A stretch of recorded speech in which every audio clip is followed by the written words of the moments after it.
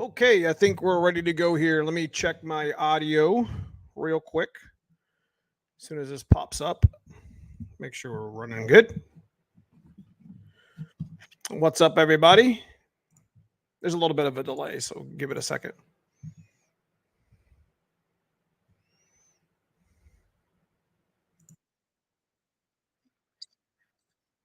Here we go.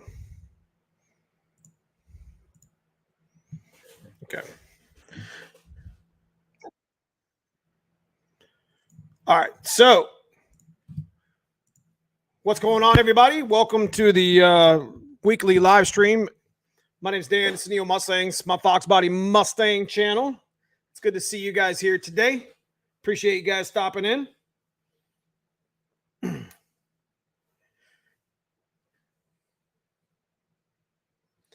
All right. So we have, I hope you guys like what I'm doing with the actual, like the thumbnails. We're actually having discussions like on the channel where they're kind of like going from one to the other. So instead of just having like one topic and talking about a bunch of other stuff, I kind of put it up on the thumbnail. Like, I had a channel member ask me, here's a good topic that we could talk about, this week is when I asked in members chat, what's your, mid-season maintenance that's going on with your car that you're racing and you're driving. And then of course, I had another guy say, well, I'd like to have, more input on the 351, 302 costs and such. And then, I figured it would be a good maintenance thing or a good thing for the channel to do a live stream about like some of the maintenance stuff that I'm dealing with on my race car right now and some of the repairs that you guys could be looking for on your Foxbody Mustang. We could probably put it on the whiteboard. We'll go ahead and fill it up together in the, with the live chat and the stuff that I put up there. And this would be kind of like a working live stream to allow some people that maybe just be getting into the Foxbody genre, whether the car's modified or stock, some things you might want to start looking for and some stuff that I've actually, actually found or whatever. So big shout to my guys in green. Those are my people in green here. They're my channel members. If you guys are curious about what that is all about, it is the channel membership. It's a monthly reoccurring thing to support the channel. It's next to the join button on all my videos. And I appreciate everybody like Lamar Richardson here, Nathan Tuck. I think that's just coming up. Yeah, he emojied that. StreamYard doesn't do the emojis very well, Nathan, so I apologize about that. So, but big shout to this guy right here, though, Nathan Tuck, for being probably one of the oldest members of my chat or my members channel, at the highest tier, man. So thank you so much, Nathan, for everything that you've done for us. Shelby County 5. Whoa, what's going on, brother? Good to see you. What's up, Carlos? Good to see you. MF Customs, how we doing? Murphy's Law is in the house. What's up? So, anyways, getting into the first off, I want to say, big shout to my buddy Andrew Hanlon at Hanlon Motorsports. Guys, we have a code going on right now where, it's just I got to do some some maintenance here. If you are interested in a transmission swap if you're going to do a TKX or a T56, you get $200 off right now under the Neo 200 off, right on the website, or you could call, Andrew himself and give him the code and tell him it's from Neo or whatever. That's a limited time, so you get a couple $100 off the transmission swap, whether it's a TKX, TKO, T56, or whatever. But big shout out to my man, Cousin Paul. Good to see you, brother. My man. You guys see him here on our channel all the time, and I appreciate everything he does for us here. Second Shift Racing, what's going on, Garrett? You guys want to see some cool videos? Go over there and check out Second Shift Racing. That's my buddy Garrett on the tube. He's also on Facebook as well, so go check him out. He has a single digit Cobra, much like my buddy Dan Watts.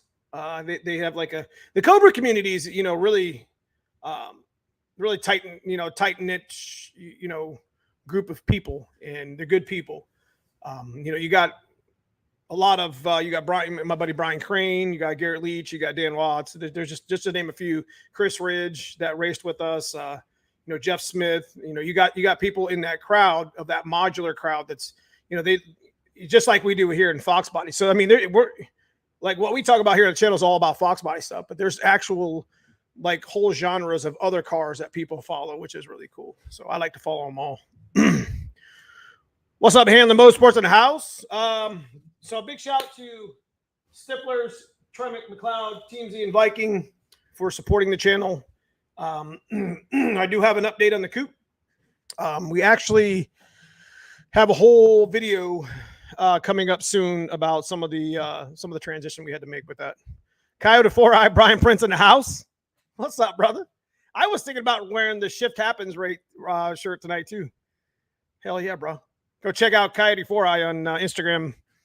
That's Brian Prince with the supercharged the supercharged 86, which I'm sure if you're in the Foxbody community, you probably know what that car is. What's up, Smurfit? It's Smurfit Sandy. How we doing?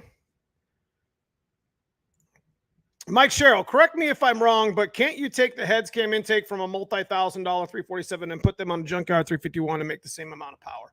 Okay, let me go ahead and address that here in a second. I'm gonna lead that up here, bro. So, in my experiences with a 351,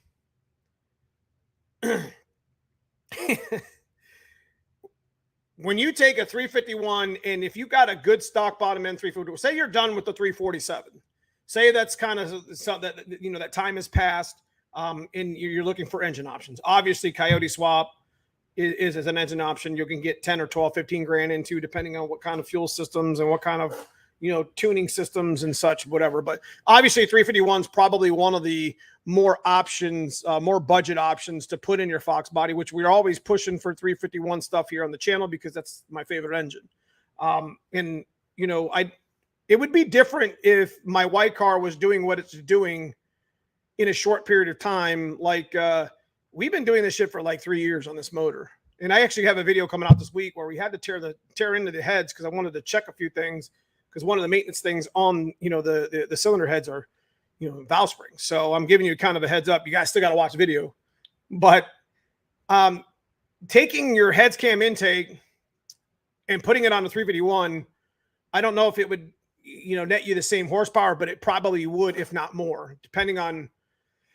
I don't really want to discredit 347 because depending on how the 347 is built, the compression and such. But a well-built 347 should make more power than a 351 stock bottom end, depending on what your options are. But they're going to be pretty equal, like you're saying. So I guess I'm kind of beating around the bush a little bit, and I apologize. But if you're into that 351, 357, which is 30 over, you start getting into the 393 stuff, you can take, and I've been telling you on the channel, I'm getting long-winded with it.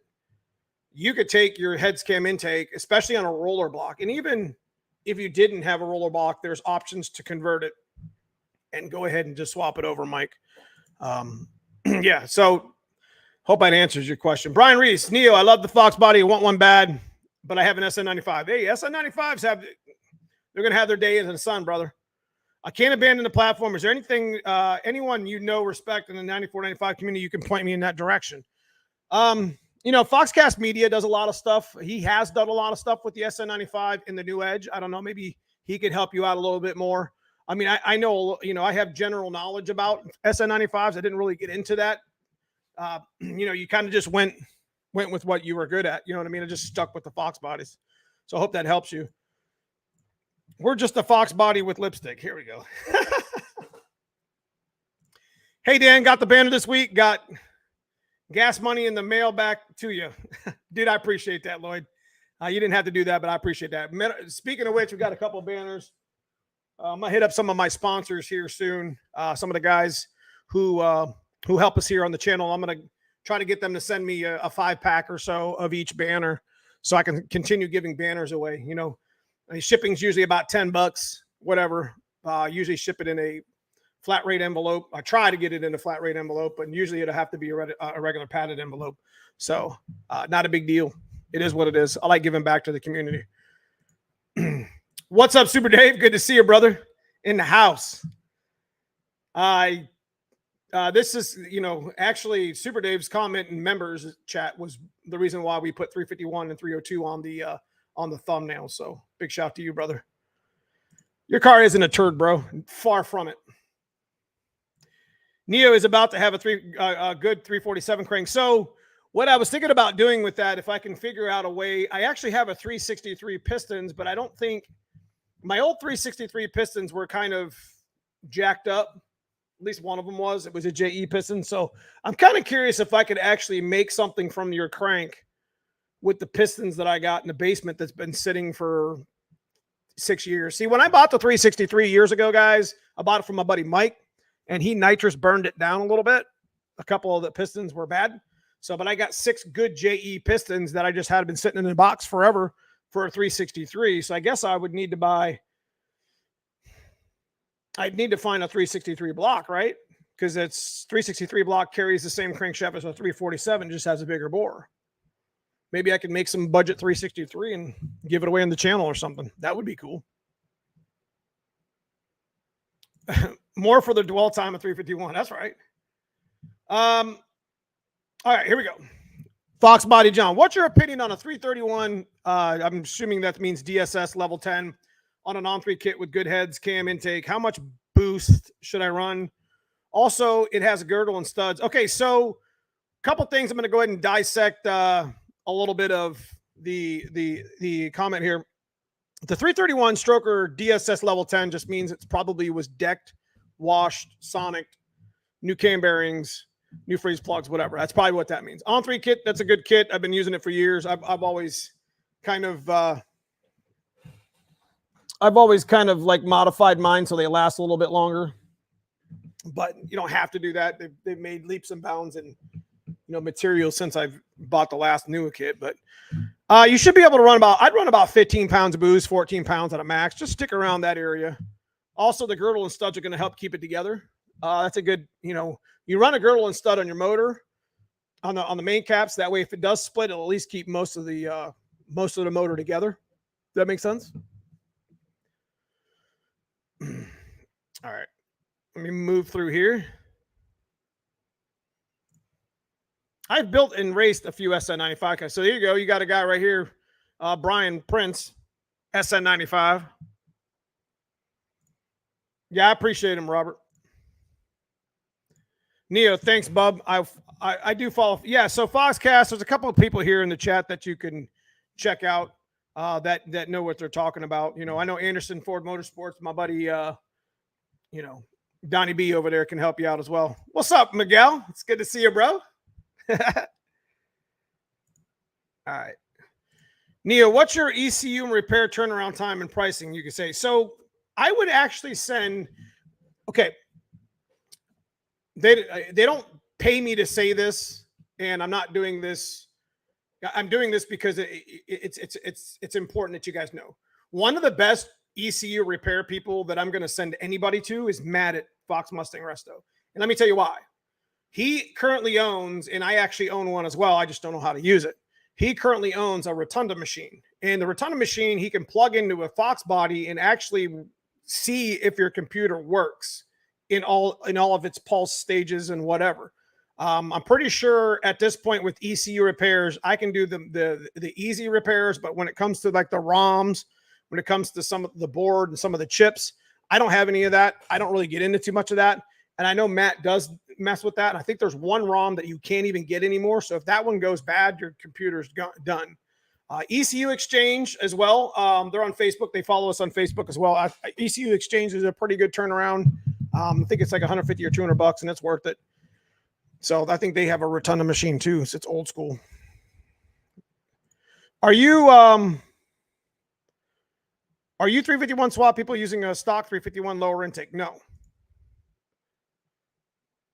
So I hope that helped you out right there with that. The 3 capacitors replaced. Yeah, so the 3 capacitors I replace on all my ECUs.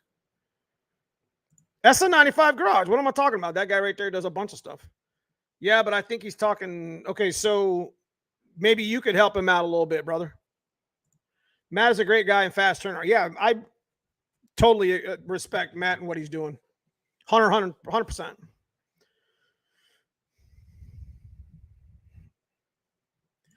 What was your email address to get contact with Andrew from Handler Motorsports? My email address was neomustangs@hotmail. What's up, Bama 50? It's good to see you, brother. So ECU Exchange did mine A9L 2 years ago, was 120 and had it back in a few hands in a few weeks. Great guys there. Yeah, so they probably are going to test it much like, much like my buddy Matt would do as well, for sure. So let me get back into this. So mid-season repairs, we'll talk about that right now. When it comes to repairing, my white car right now, I'm not even gonna lie to you guys, it's killing me. Like I want to change, I want to change the head gaskets, and I want to change the, I want to mess with the valve springs and maybe change the tune up a little bit, make a little bit more power, maybe even change the turbo into something a little bit bigger, change it or whatever. But, I have so many races coming up, and I keep talking about in the video, it's a nonstop, whether you're racing it or driving it to a car show, there's a nonstop, constant maintenance schedule, and you can get into. With my car, I'm always, nut and bolt checking everything. The worst thing you can do is let your Foxbody sit for a long period of time without checking it. Now, being that you're in like a stock form, you're probably going to be okay. But the harder you drive and the more you drive your Foxbody, the worse it's going to get. And this isn't just Foxbodies. This is any car. Like even the SN95, the New Edge, the Terminators, there's a constant nut and bolt check that you have to go through. There's a routine, because you could catch something that could be potentially fatal for that matter. I mean, let's take, for instance, my buddy Dan Watts. Like, I don't know if you've been following his channel. You guys need to go check him out. Hardcore Cobra guy. Actually got Garrett here in channel, which follows him quite a bit too. Has a YouTube channel, like I said, Second Shift Racing. Big, one of the only Cobra to ever go 8s with an IRS. Constant nut and bolt check. Like if I had him here sitting right now in the live chat, he would just be like, oh man, he would just be going off on a tangent, because like legitimately he has to get that car up on stands every week, and he has to go through everything in the car. And that's the same thing I do with my white car. It's a mid-season maintenance. I'm starting to see wear on, my U-joints. I'm starting to see wear on, which is why I run the Stifler's, the Stifler's drive shaft loop, because I'm getting a little bit nervous with my yoke. And, you can catch my transmission mount, my poly mount starting to rip. You know what I mean? It's just stuff that I try to relate. You may not have a car that you race all the time, and you may not be into racing. This could be something that could be potentially bad under your car that you don't even know about yet because you haven't looked. Proper maintenance on your car is just a constant battle. And then especially if you're running these cars hard, every week. I mean, we didn't have a race yesterday. It got rained out. Otherwise we'd be talking a little bit about it, but it got postponed for another day. Got a big race this weekend at Uncaged, which is in Hebron National Trails, Ohio. Got like 100 small tire there. Got like 25, 26 stick shift. Bunch of hard tire guys. It's going to be one banger of an event. Probably one of the bigger ones of the year that I'm going to be at. Excuse me. But then we got to come back and go to Cunley, our normal track. And, it's just a constant schedule. You know what I mean? I'm at the point now, guys, to where I literally need to have an engine. I got a transmission on the floor in case I break it, but I need an engine on the stand if I'm going to continue to be competitive.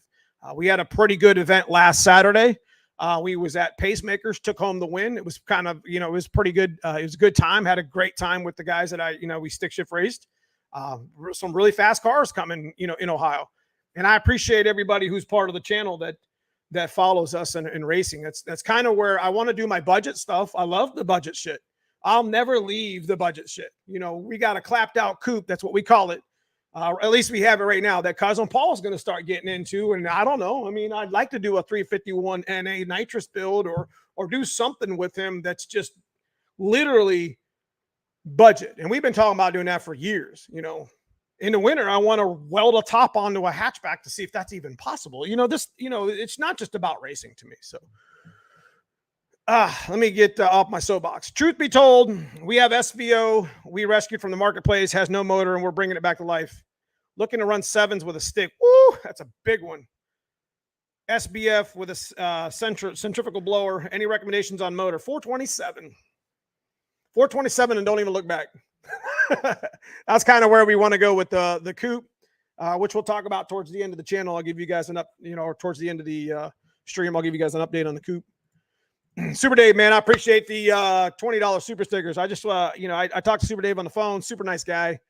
He's probably one of the highest contributors to the channel in members chat as well too. So big shout out to you, man. Thanks for so much. This sort of stuff helps to put diesel in the tank so I could go to events and try my luck.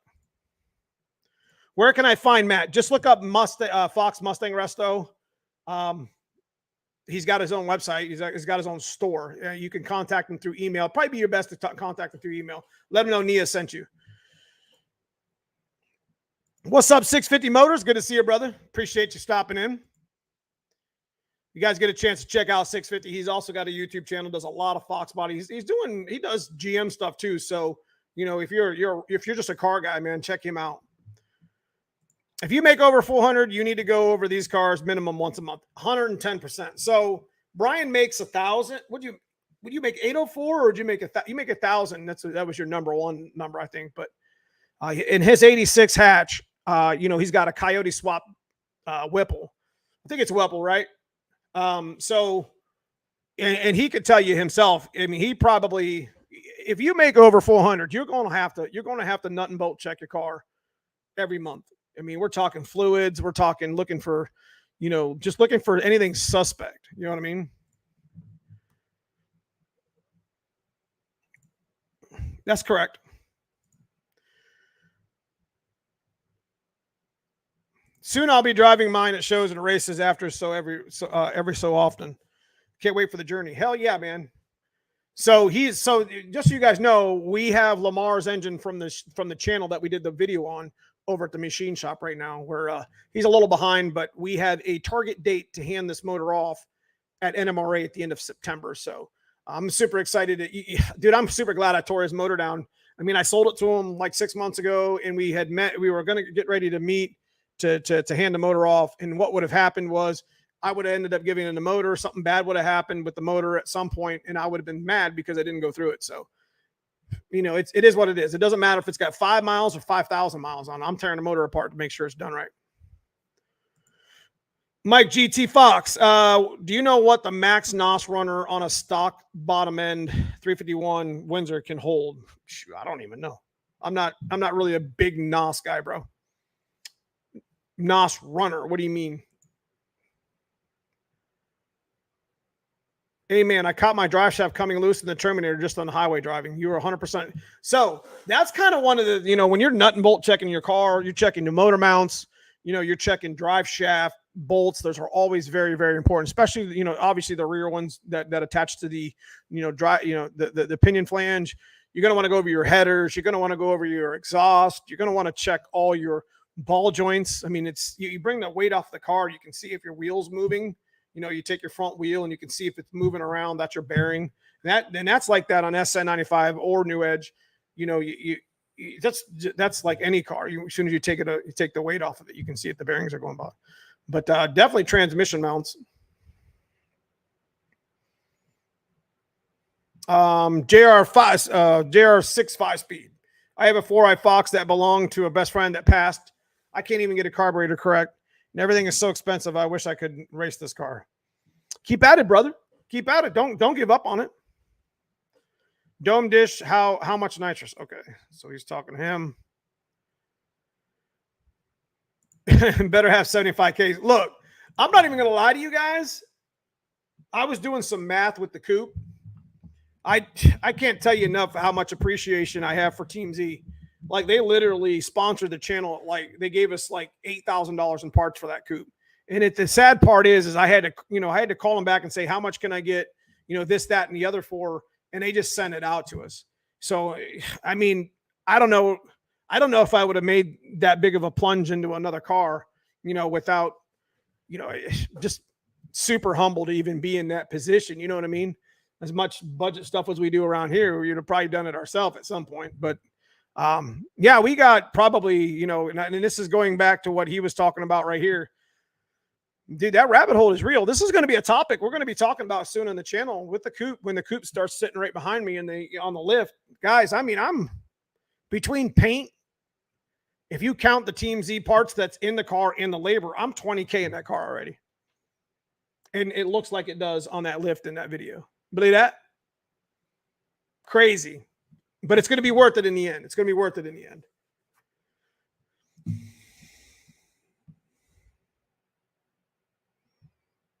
So,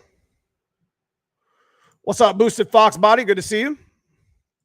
Should I rebuild my T5 93 supercharged street car and end goals 450, or should I and expect? Nah, listen. If you start making past about 350, just start getting ready for a TKX swap. Guys, to be honest with you, all you really need is the bell housing, the transmission, and I think the output's 31, so you're gonna have to change the yoke. But again, Handler Motorsports over, you know, Andrew over Handler Motorsports can take care of you. Just get the TKX. You know, everyone's like, well, I'm just going to make the leap to T56. Guys, if you don't make more than like 600 or 700 horsepower, or don't expect to make more than that or whatever, I mean, being realistic, just get the TKX. It's fine. It's not rated at 600. I don't know if I can even say that, but it is what it is.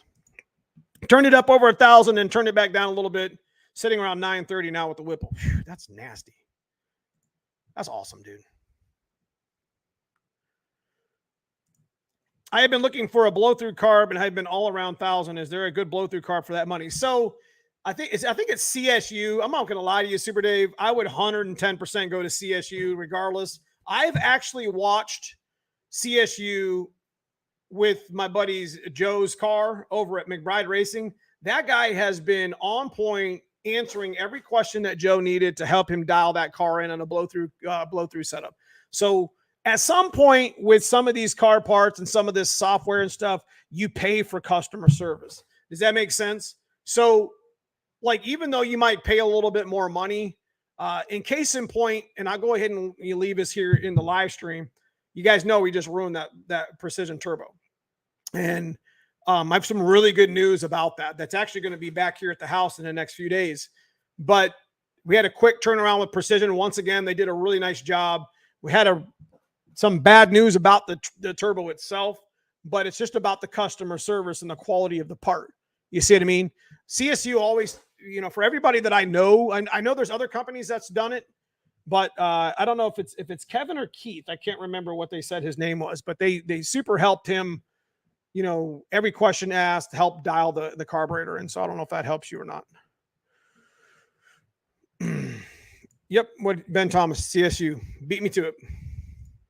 Smurfit Sandy, we always check fluids, tires, drive shaft plugs weekly. So Smurfit Sandy just actually, and this is a perfect case scenario right here for you guys that are actually, you know, trying to do maintenance on like a stock car. As you guys know, Smurfit Sandy runs a, you know, just a GT40 stock bottom end, super budget rebuild that we've been doing here on the channel. And Cousin Paul just found, considering the fact GT40 P heads have like a 90-degree angle boot stuff, right?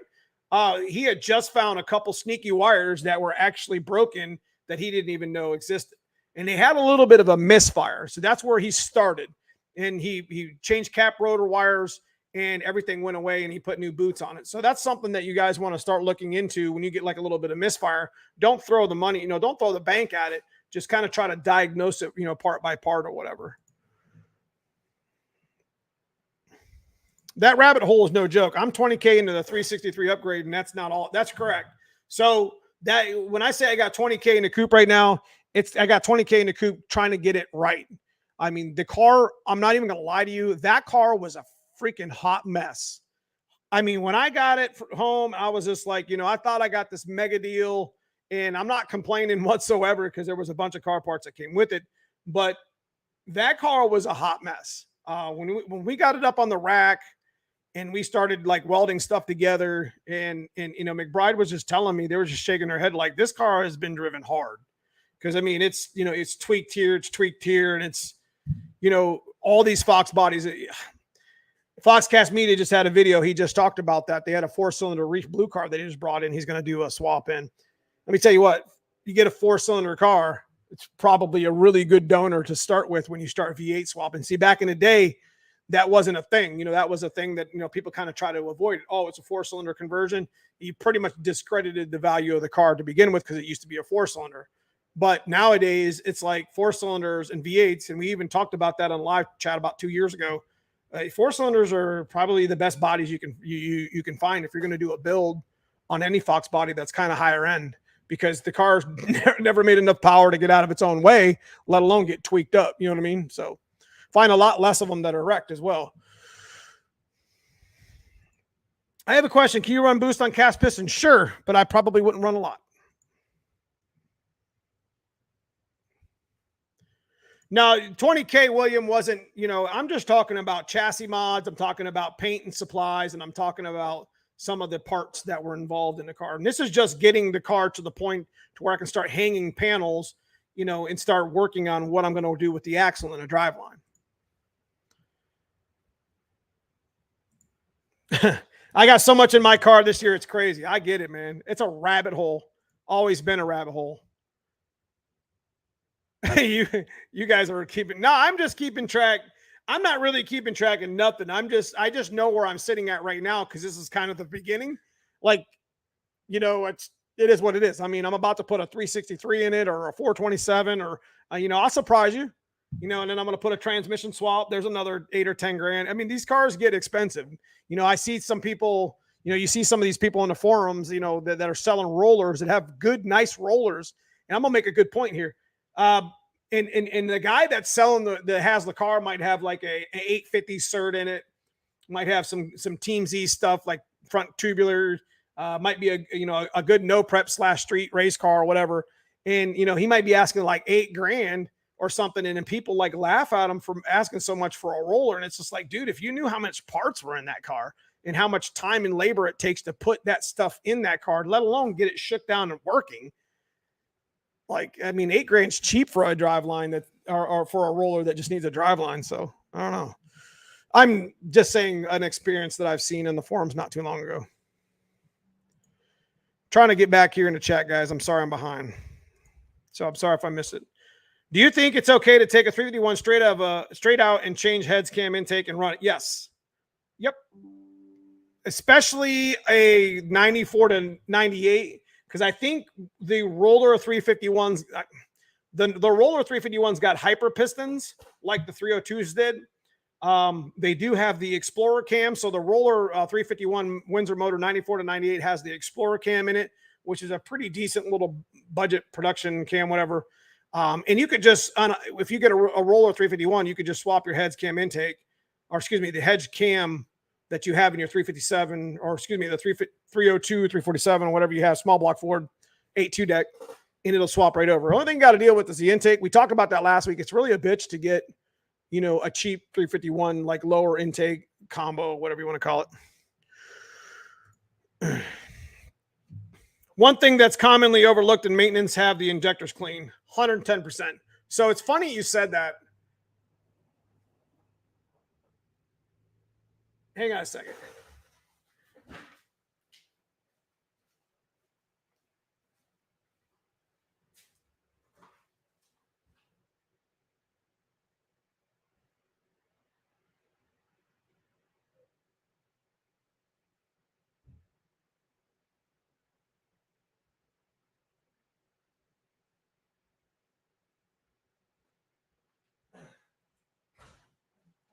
Bro, where'd you come from?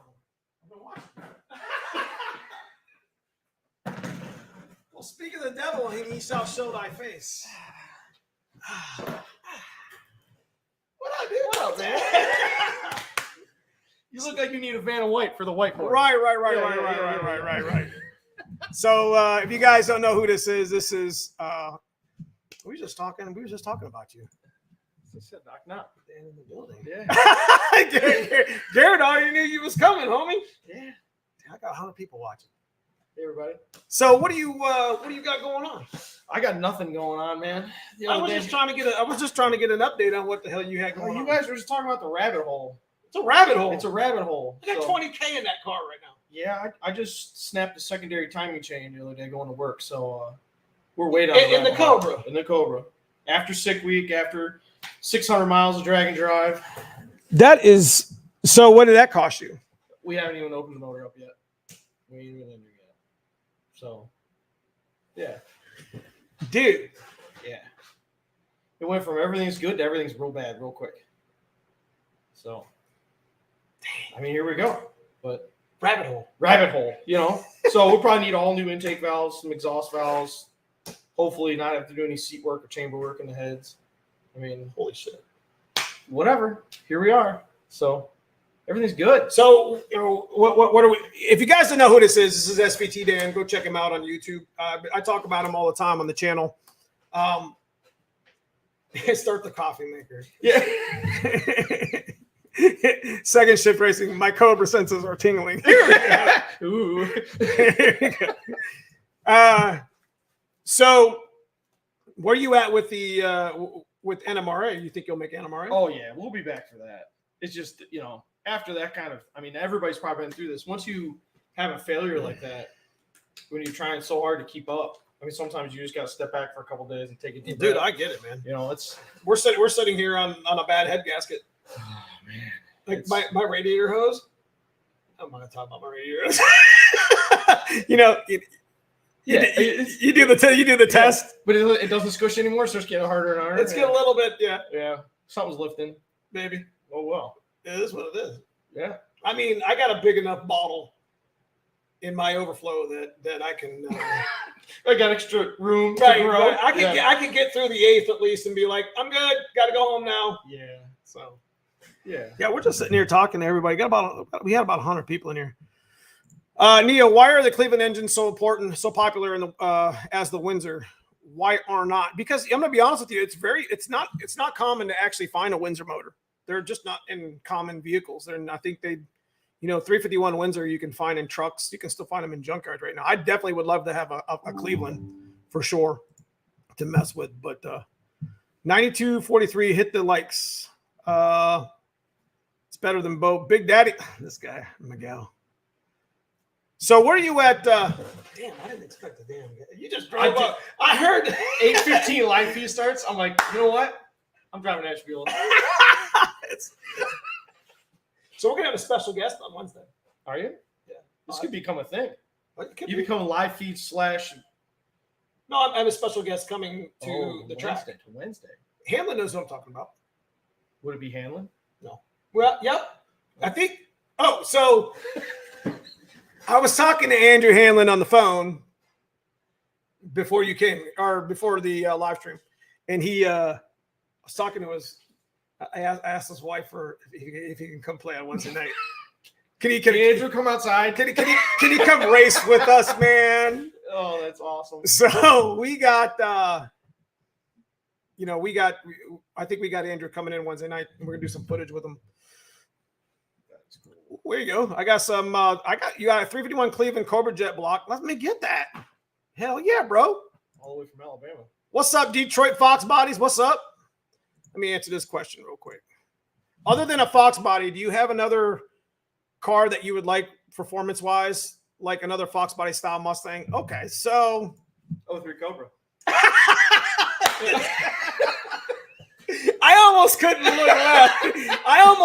look left. Because I was like, what did homie say earlier? It's a Foxbody with lipstick. Yeah, that's what Garrett said, bro. I was laughing driving down the road listening to that. He's like Foxbody's lipstick. I was like, here we go, dude. Yeah, I didn't know you. I tried to call you earlier in the week. I've been hiding. Why? Because all my stuff's broke. I can't take the smack talk. I am definitely. I'm just getting a black card. We're just gonna make some hits right now. I don't give a damn.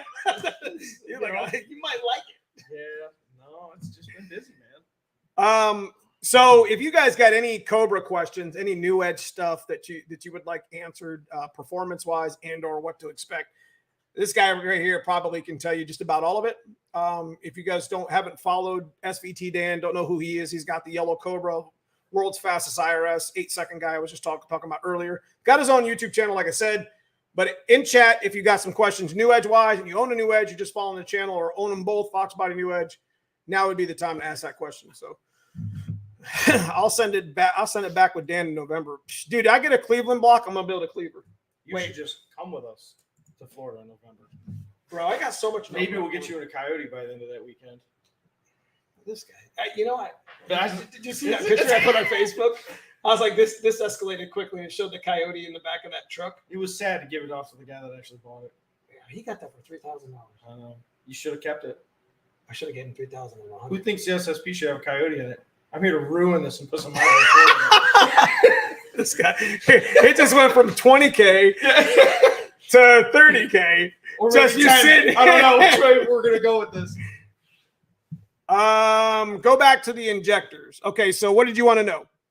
Honestly, the injectors, it's funny you say that because injectors, I just cleaned my filters. I just cleaned my pump. Actually, dude, I got that Magna Fuel. Do you see it right there?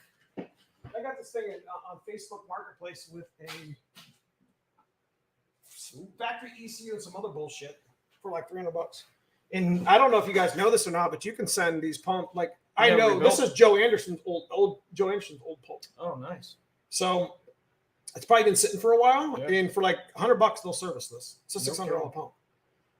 It's a 4303. Well, I'll tell you, before we went to sick week, I run Bosch 210s on my car, and I had them flowed and cleaned and checked and everything. We were good to go. We got all the way out to Cordova, Illinois, and 2 of the injectors locked up.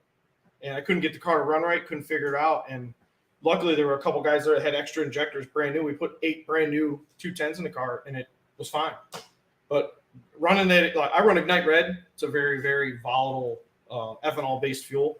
If you let those injectors sit in open air when you take them out, apparently it's really, really hard on them. Like you need to flush them out. They call it pickling it. You pickle it with some 93 octane or even energize them and run like mineral spirits through them and seal them up in a bag. Do not let them sit out in the open air dry. I guarantee you my 160s need cleaned. It's brutal. Here's the sad part is we actually cleaned the and this is something that you guys need to do on your stock Fox bodies as well. Is there's a strainer in the bottom that gets all cluttered up. Like your pump can get all screwed up and you can send it through your system. And when you get into the higher performance, it's more multiplicative. And we found legitimately we made 19 pounds of boost in the white car, made an 840 number. 12 to 1 at 6,000. We're like way too lean for that. I mean, we didn't have a lot of timing in it, but that's when we lifted the head because we were pushing on it. And then I'm thinking to myself, what the hell's going on? Why is it doing? Why am I so lean? There's no reason why. That's about the area it's going to start going lean, but not at 6,000. So then we started taking the fuel system apart, and that's when I bought a new pump for. I didn't realize I was going to get another one, but yeah. It was dirty and wore out, and all the filters were dirty. And I was just thinking to myself, I guarantee you, I'm not pulling my injectors right now, but we'll tune it. And it's funny how it changes your tune too. But I'm not on Holly so much because it can readjust. But I know for the fact that when we go to the Terminator and the Dominator, that I'm going to shut the auto alarm system off. Oh yeah, you have to, or it's going to change your tune. Yep. Because you're going to daily drive it. Then you go to the track and it's going to be confused. So.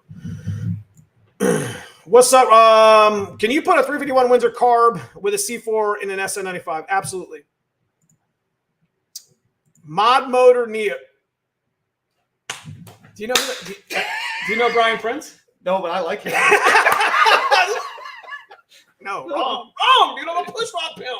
It's all right. It sucks having 4 timing chains. Let me tell you. Oh well, yeah. Well, I went to Maple Grove, not smoking meat. Okay, so let me get back and check. Cleaning. Y'all are going to hate me, but I'm swapping a big single turbo Barra from a boot from that.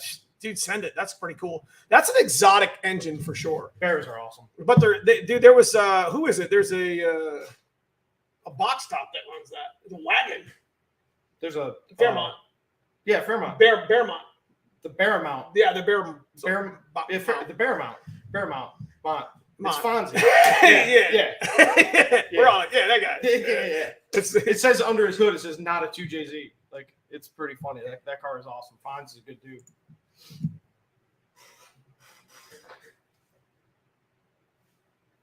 I don't know if we've raised against each other, but we've raced against each other. Look at you dancing. Yes, Dan and I have. I'll let you answer that one. Man, it goes way back. Dan and I have gone head to head many a times at the local track, and we started a little wager between each other. See, in Ohio, he's been over this on the channel before. In Ohio, they recently just made it legal to not have a front plate, but before you could get pulled over and get a ticket if you don't have a front plate on your car. So we made a bet with each other that whoever wins best of 3 at the track, heads up, loser has to give up his front plate. Because not only does it suck not having a front plate, but you might get pulled over and get a ticket. And now you're going to pay because you lost. 2 weeks down the road, it's still going to be kicking you. So it's been like 4 years, and Dan still has my front plate.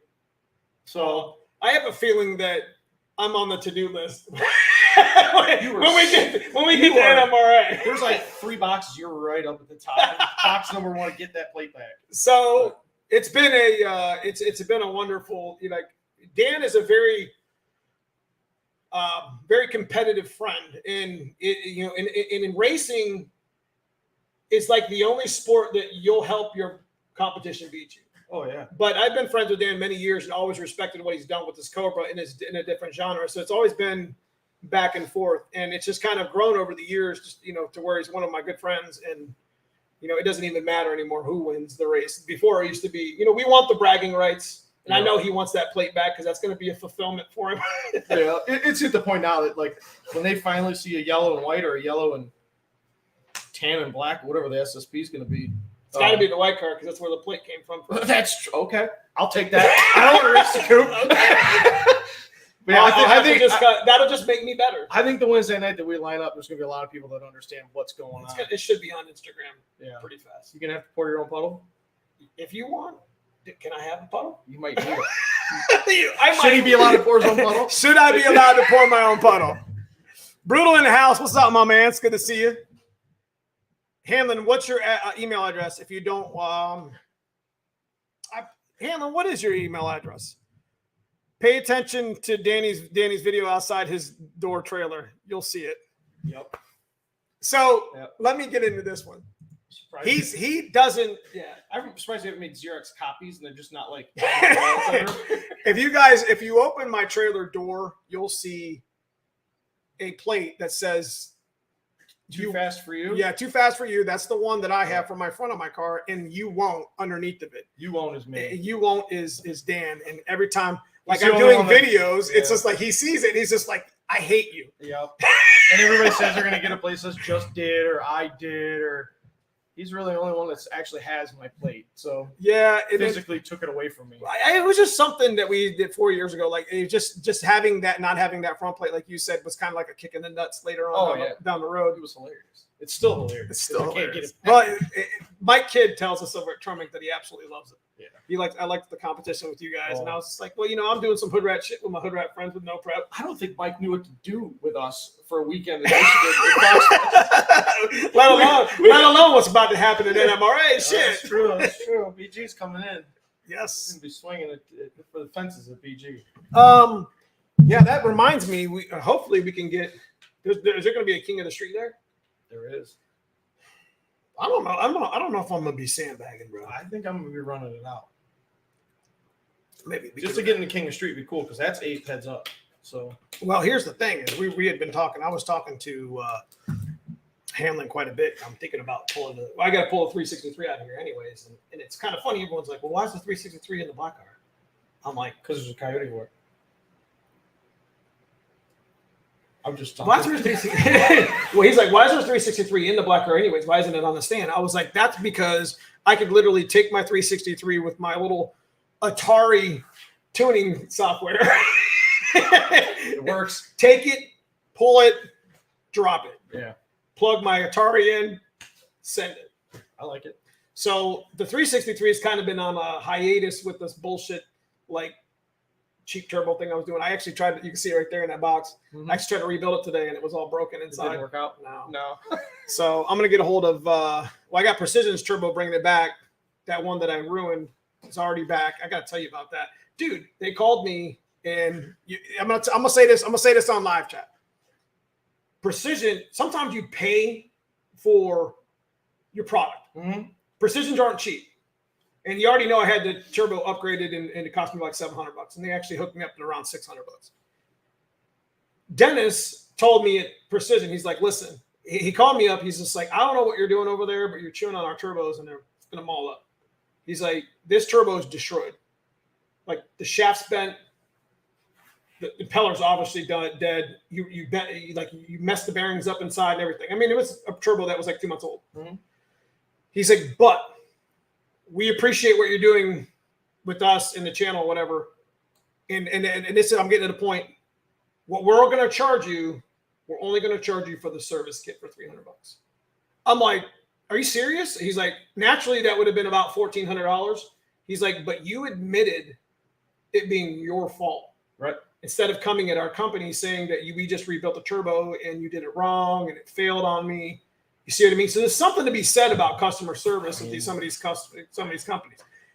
And you would know 110% on the other end of that. Yeah. What happened with that balancer bullshit? Oh, well, yeah. Well, there's that. I also had an experience last year that I shredded a serpentine belt and I run a velocity stack from like a carburetor on the end of my intake. And the entire chunk of serpentine belt went up inside my brand new Gen 5. I'm not the only one. Brand new Gen 5 Whipple and locked the rotor back up in the blower. Solid. Wow. Trashed it. Down in Florida. We had to hand sand it with 180 grit sandpaper to get the plastic off the rotors. Right. Put the blower back. It lost 2 pounds of boost. But Whipple were like, yeah, I mean, you messed up, but send it back. We can rebuild it. New rotor pack. What are you going to do?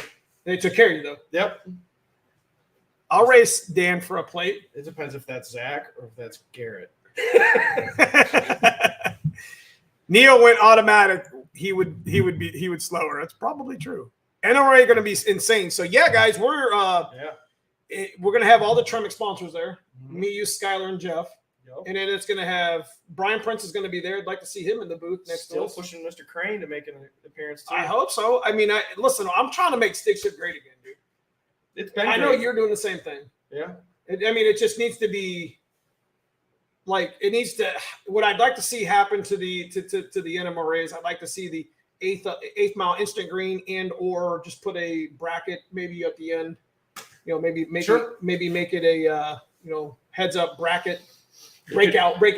Excuse me. It could be so much. There's so many ways we can go. Yeah. So either way we look at it, we can. There's different ways we can do it. And I like to do some of the no prep stuff because it's kind of a little bit different than going to the NMRA or NMCA or Mod Nats like you do. That's a big one for you. Streetcar takeover is a big one for you and Cranes, or you and Brian Crane and a lot of people in the mod community. Yeah. Miguel, the answer we need from Watts. When are you going to no prep and start winning some cheddar? As you walk out the door. Listen, okay, so to answer this question right here, September 9th, if you can have the time, you think you could have it done by then? Yeah. Corey Binks is going. Ooh. I'm trying to get the people. That's where I started last year, and it kind of got my feet wet. It's at Quaker. I want to try it. It's at Quaker. It's in the front half. And you already know that Quaker's kind of drug out to begin with. Yeah. So they'll scrape the track, but usually by the end of the first round, that thing's stickier than radio prep.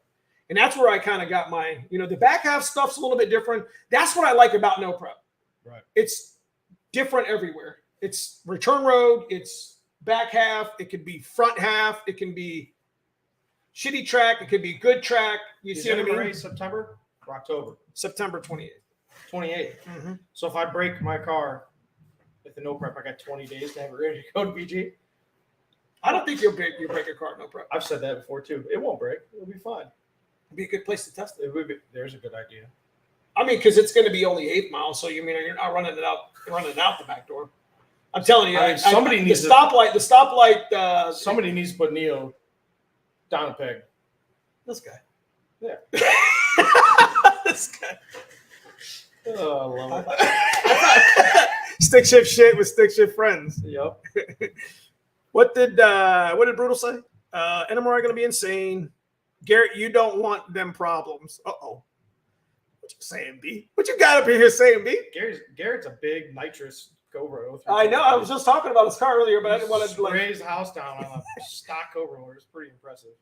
My shot came off. I just lost. Oh, man. Your belt did? Yep. I thought my belt just came off too. It was a little harmonic balance. It was a blast. He said it's good, Garrett. Hang on a second.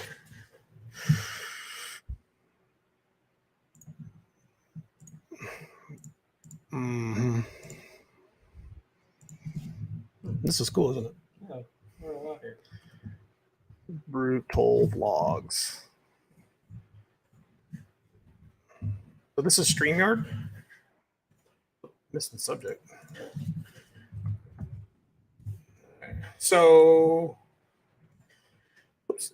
Where's everybody else at right now? Are they watching share the screen right now? No, I just clicked over. 1 second, fellas. So he just started. Do you know Brutal? You've seen his channel? I don't know. Was he Fox Fest? Yeah. No. He was Ford Takeover. But he is. I think that's what you asked me, right? B, is to send you a link to the live chat. So did you know that? Speaking of live chat, did you know that I can go live with you? Like multiple places? Your audience would be on your side, and my audience would be on my side. I don't have to drive 35 minutes. I have to do it on. It's phone only though. That's pretty cool. I was just messing around with it yesterday. We've done that on Instagram platform. Yes, it's the same thing. Same thing. Cool. Your audience sees you, and you get the analytic for the video, and then my audience sees me, and I get the analytic. You see what I mean? It kind of works out pretty well. Good evening. What's up, JPL? Brutal. Are you going to put a C4 in the new notch? So he's got this coupe he just found for $300 down in Alabama. It's called the Poop Coupe. The Poop. The chicken living in it? It might have been shit. Brutal lives near me. So where does Garrett live at? Somewhere in Alabama. That's where Red Dirt. I don't know. Red Dirt, Alabama. Yeah, I don't know. Somewhere down there. Be nice. Garrett is an awesome dude. What is this? That's What up, B? What up, dog? What's going on? Man, nothing. I just thought I would get in your live stream tonight. Seems like y'all got it going on. Can you guys? I think if I bring this together, I think you can't see Dan. That's fine. I think we have to do this. That's fine. That's fine. I just wanted to join in. And, Do you know this guy? No, we've never met. What's going on, man? yeah, we never met actually. Yeah, this is. You've had a Cobra. You were a Terminator guy for a while. I was a Terminator guy actually, and still am, to be honest with you. So we had a 3.4 Whipple Cobra, one of the first actually from Lethal, and then we had a 2.8 Mammoth Kenny Bell Cobra, and Garrett, as you know, down Second Shift Racing, he's got a nitrous car that those guys are out there killing it as well. Garrett's actually he's in my same hometown. That's why I give him shit when he's talking trash. So you go ahead and tell Garrett. You go ahead and tell Garrett, meet us at Ford Takeover, and he can get all he wants, baby. Oh, that's good. So, That's right. yeah, this is him here. Oh, okay. Yeah, he's got. See the Poop Coupe? I showed him the Poop Coupe. Yeah, Poop Coupe's solid, man. So we do have the Poop Coupe, and Andrew just left actually. We were talking about some options for the old Poop Coupe. If I'm not mistaken, you got a extra 351 laying around still? I do what? I got a what? Or did you use it? Come on now. The guys want to see a 351 Windsor. I got one on a stand over here that I ain't tore apart yet, and then I got a 350. I actually got two of them that are non-rollers. It depends on what you want to do. I think what we're going to do is we're just going to pretend like we're 16 years old and this is my dad's shop, and we're just going to rummage through everything and see what we can come up with and make something run. I got a block. I'll donate to your car. I don't give a fuck. Oh, I know you don't, brother. But no, I think we've got the old 302 out of the Carbon Fox. I think we're going to throw in it. Man, come on, 351, bro. Big block means. I mean, I've got two 351 Windsors, but they're in cars right now, so I don't know what we want to do. But for right now, we'll probably just throw the old 302 in it and we'll get going. But yeah, I mean, eventually we'll probably do something. I see a Brutal plate coming in his future. Oh yeah. Absolutely. What we got? So Garrett's talking about I'll go. Show Brutal what a fast Terminator looks like. Garrett, you ain't never shown me shit. But I tell you what, you show up the Ford takeover and you're going to have to show Neo something because I ain't going to be there with nothing. So you're right. He's right there in Dothan. Oh, yeah. He's right here in Dothan. Me and Garrett are friends. We've known each other forever. But, those guys got some fast cars, though, for sure. And I respect what they're doing. And I think his channel's actually doing pretty good. So yeah, it's doing very good. Yeah, so that's really good. I'm proud of the guys, man. Put in the work, and it will come. You know, if you build it, it will come, right? You don't get that reference, do you? That's fine. What we got? You're frozen. Every time about an hour in, Neo freezes up. This is nothing new. He'll come back on here in just a second, guys.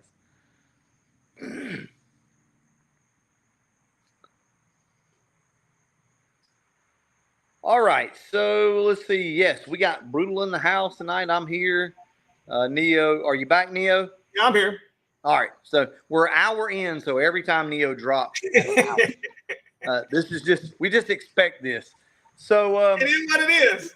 It is what it is, man. So what you guys got going on tonight? I kind of come in late. What we talking about tonight? Told you I'll spray the cloud on this beast. Am I still frozen over here? I mean, I can hear you. I can see you. You're good to go. Yeah. Let's see. Oh, here we go. We're just fuzzy. No. That's all right. We'll fix it. Yeah. I hate that shit, but that's the way it is. Look, I had to run a landline all the way from my other garage. I'm impressed. Man, look. My expander went out. How the hell am I down in South Alabama in the middle of nowhere, and I got better internet than you, bro? Because y'all got good weather. We got to deal with salt trucks and.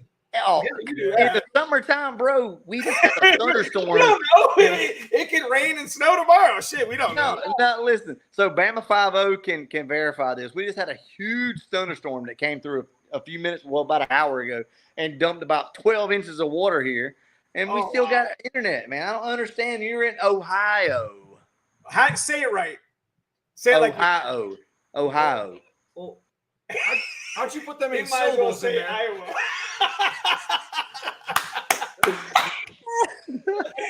Dothan.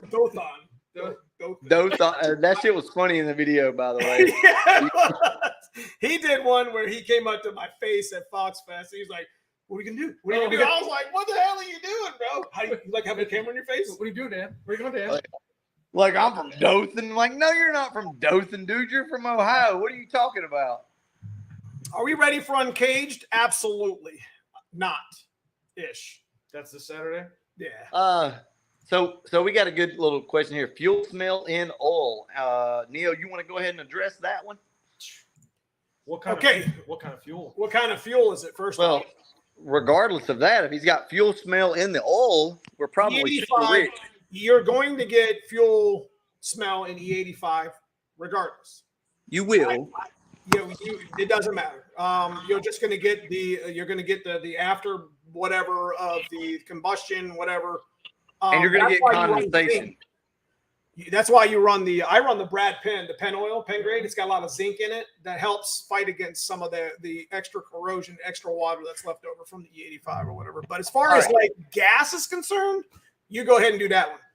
Yeah. So if you got, well, here's the deal. I've run E85 as well. You're going to get some condensation in your oil. You're going to get some vapors as the car starts to warm up. That seems to be perfectly normal. But this guy, Anthony, he did update and said that it's regular gas. Brother, you're either super rich or your rings are gone. I mean, that's pretty much wash your cylinders out. Yeah, that's pretty much where you're at. Yeah, absolutely. What about 110 race gas? I mean, ultimately it's all about the same. I'll say for myself, if you're getting a fuel smell in the oil, E85, yes, you're going to get a little bit of that. 110 seems to be about the same way. Don't overthink it, but at the same time, if you're super rich and you're on just regular gas, you're probably way too rich, or either your rings are just. You might have just been rich for so long you washed your cylinders out. Now your rings can't seat. That's not a good thing. No, and you know what? And for you guys that are boosted out there, that are trying to do the blow through, and Brutal can actually attest to this. You got to be super careful because the carburetor will dump fuel. and try to compensate with the power boost valve. And the same thing happens with Hollies. If you don't have the tune or a good startup tune, you got to be very careful, especially on a new motor. You can wash your cylinders out pretty quick. Yeah. Then it's, You know, Neo, that's something we don't talk about a lot, but your tune on your initial startup is very crucial. I actually, I would tell you a funny story. This goes back to the Terminator stuff. So when I put my, what was that? My Kenny Bell Mammoth on my car, we were so rich because we tuned that car ourselves. We were so rich that it literally poured fuel E85 out the tailpipes. Guys, do you realize how many miles I took off the life of that engine doing that? I immediately had to change the oil in the car. But, yeah, I mean, you can absolutely wash the cylinder walls, and it's very important that you get your tune right. Surprised that Kenny Bell didn't burn all that extra gas out of there for you.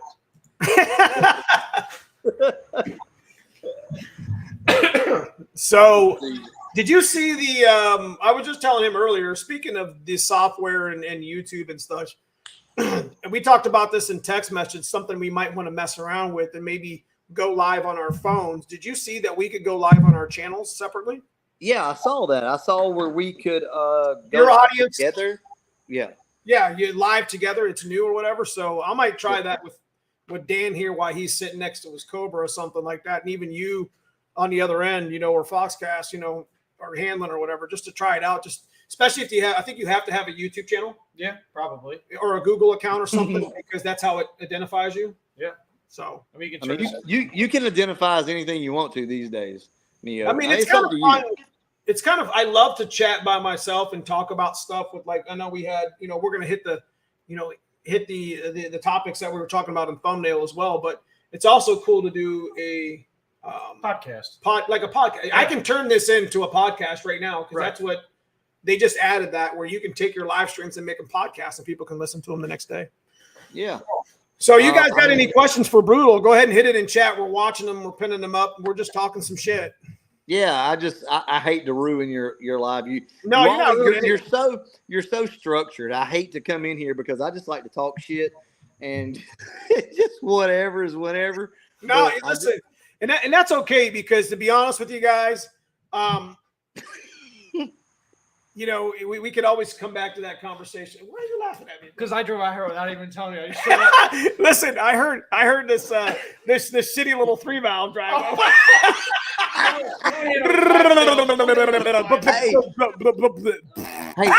Hey.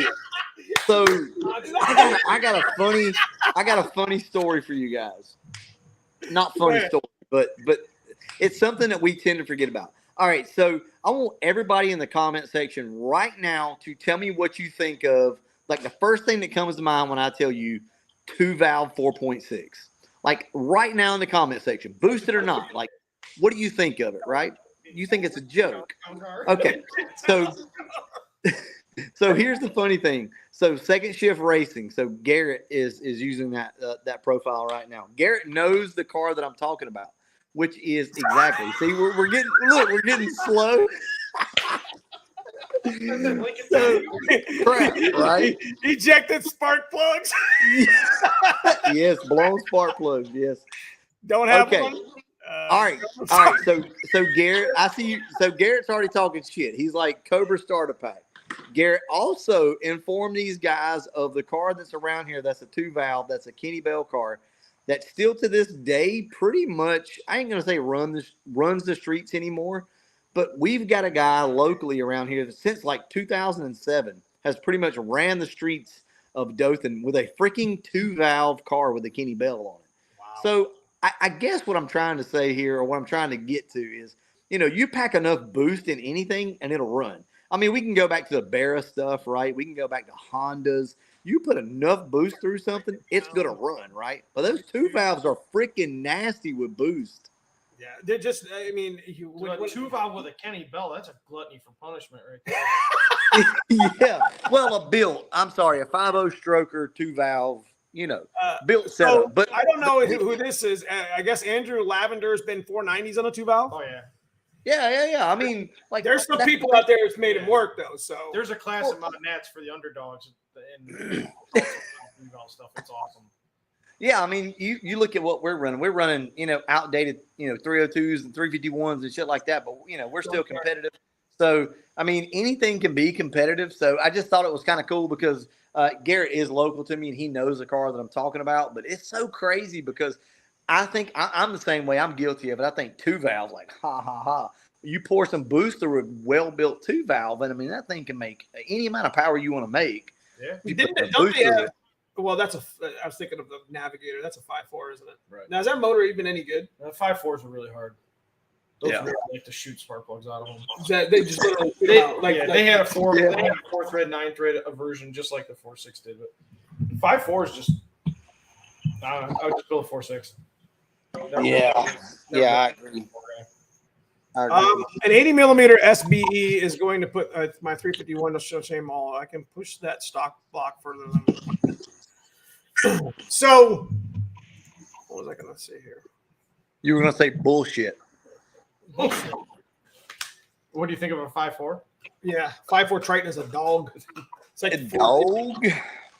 It's like what people tell me about the 460. It's just like you would think it would be a good motor, but I guess the 460 is just so heavy, unless it's an aluminum block. Now we've also got a 460 car around here that's really quick. It all comes down to how you set your car up. Let's all be honest here, right? Yeah. We can pick and choose, and we can say, 8.2 deck or whatever the case may be. You name it. You've got what you like. But in all honesty, if you spend the money and you know what you're doing, you can make any of these damn things haul ass, right? We got some 460 cars around here that'll haul ass, but it just depends on what you want to do. As a matter of fact, we've got a 351 Cleveland 2 actually at the house that I steer clear of, but we do have them that we could put in the old Poop Coupe, and I thought about that as well. Cleveland motor, do something that'd be great content. I mean, I think the Cleveland motor. So I guess who's this? A stupid me. The 2-valve. The 2-valve guy in your town. Is that who he's talking about? Right there? Yeah. He's talking about the 2-valve guy in our town. Lost by an Amtrak. It's pump gas because I pumped the Cam 2 out of the.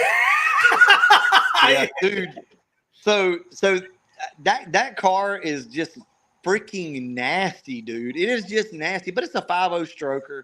Who knows what kind of boost? I'll tell you what he did. Okay, let me tell you guys what he did to me. So I'm on a pulley Cobra, right? I got a pulley, a tune, and all that shit on my yellow Terminator.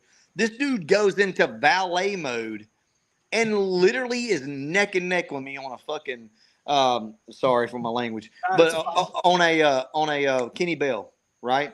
So valet, you can put those things in valet mode. So he puts it in valet mode and literally is neck and neck with me on a damn pulley Cobra, and I'm just like, what?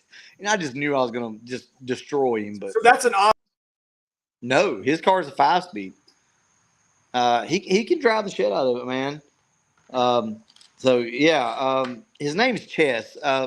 Garrett knows who I'm talking about. But yeah, man, it's just funny. That car kind of opened my eyes to what's possible, I guess. Because back in the day, Terminators reigned supreme, and a 2-valve was just like, what? But there again, we all know if you build something, you pour enough boost through it. Just kidding. You need a used to reign supreme. I think you got that. You messed that up a little bit.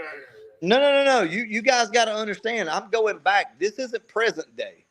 We're talking back a few years back, like at least 5 years ago. They still did on the street. All right, let's be honest, right? So you take a Terminator. What can you do? You can go throw a Kenny Bell or a Whipple on this thing, do a tune, do some injectors, right? And it's pretty tough. Of course, you can always go out and be Neo and be the fastest thing out there in the world. But outside of that, right? I mean, that 4-valve was hard to beat because you'd have to build that 2-valve to run with that 4-valve. Right. I guess what I'm trying to get at. Yep. Yeah, it's a MMR built 4.6 from back around 2006. Yeah, that car's still pretty quick. Do what? He's been running the same engine all these years? Yes, same engine for all these years. And we're now understand we're talking street racing stuff, right? Roll racing type stuff. I know that's you don't understand what I'm saying. Roll racing, Neo, is when you about 30 or 40 mile an hour, both parties agree that they're going to hit. Listen here, Neo. I know you don't know what it is that goes up 60 miles an hour, but from 60 on, people do race past that mile an hour. I mean, I got about another 20 feet. I'm out. I'm done. I'm like, you win, bro. Look.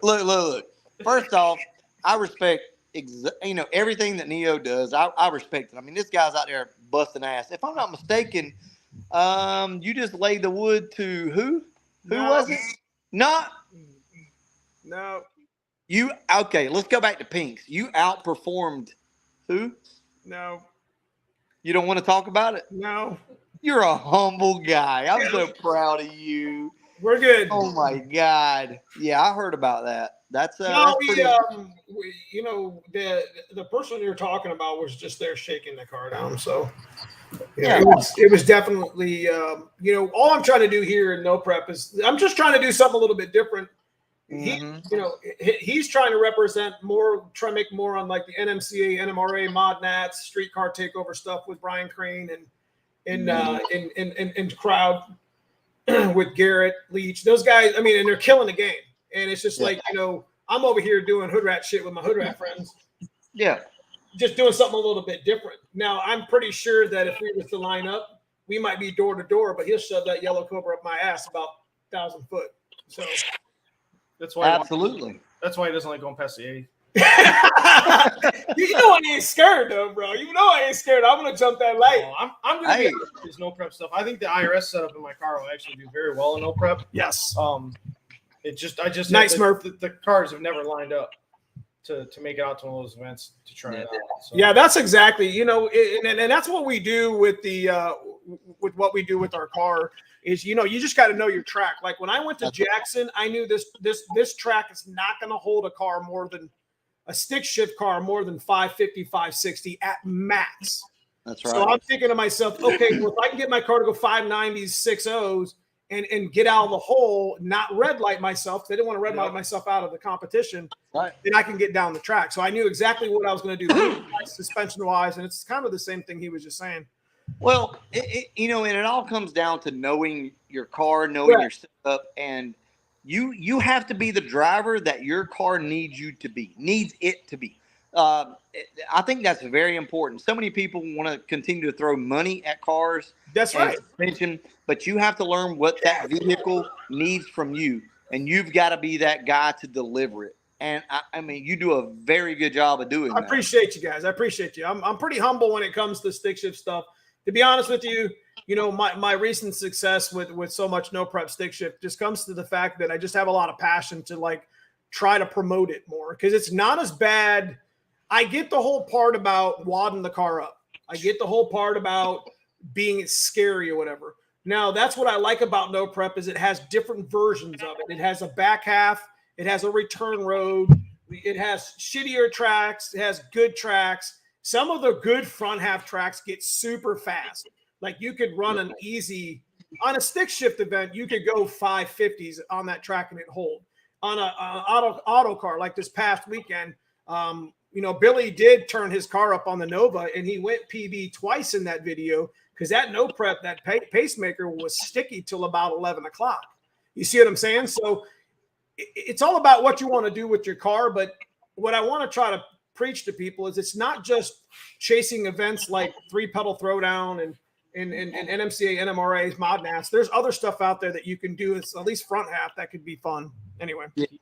Well, and there's a lot that goes into what you're saying, because I can't really relate it a whole lot to super fast cars that I've driven. Like a lot of people have never really seen me do that. But what I can say is I used to drag race bikes a lot, crotch rockets. And everything that you do comes down to the understanding that you're the driver and you have to understand what the track needs from you and what the vehicle needs from you. Right. And, you know, at the same time, you've got to have the setup as well, right? But even with saying that, if you don't have the tire and you don't have the setup, there's still a maximum amount of torque and power that you can put down. And that's on you to figure out how much it is that you can put down, that you can lay down, whether it be from a traffic light or whether it be from a greasy-ass track. And that's exactly what we did with the white driver. That's exactly what we did with the white car. And that's what I was trying to tell him. And that's what he does with his yellow car. Is his IRS, it just squats so good. He's not going to 60 foot like I do. I 60 foot 127, 125, 130. So I'll get out of the hole, get a half full car on him. But then that's when his car starts to climb. And, you know, we got our car set up pretty good on Viking right now to where I'm doing something a little bit different than he is, but it's 100% what you're saying. It's almost like you could make a high number, make 1,000, make 1,200 horsepower, and then dial the car back and run it. You know what I'm saying?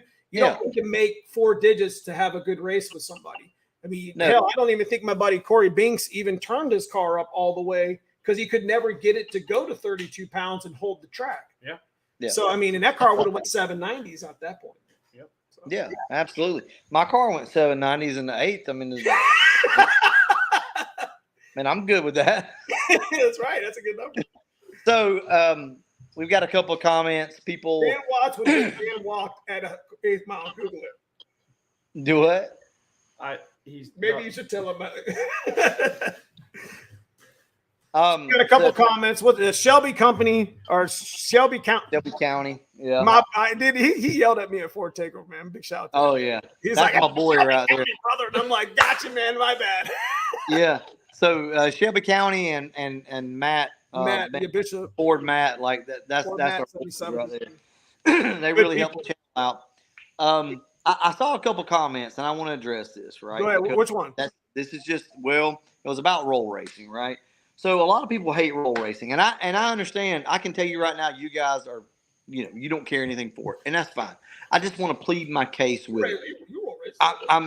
If here's the deal, right? If you're gonna be out in the streets, which I don't recommend you do, I don't recommend that you go out there and play in the streets. But if you do, I have no issue with roll racing. Here's my thing with roll racing. Let's say you build a car and you can't get the damn thing to hook, but you want to know how it stacks up to so-and-so's car or whatever.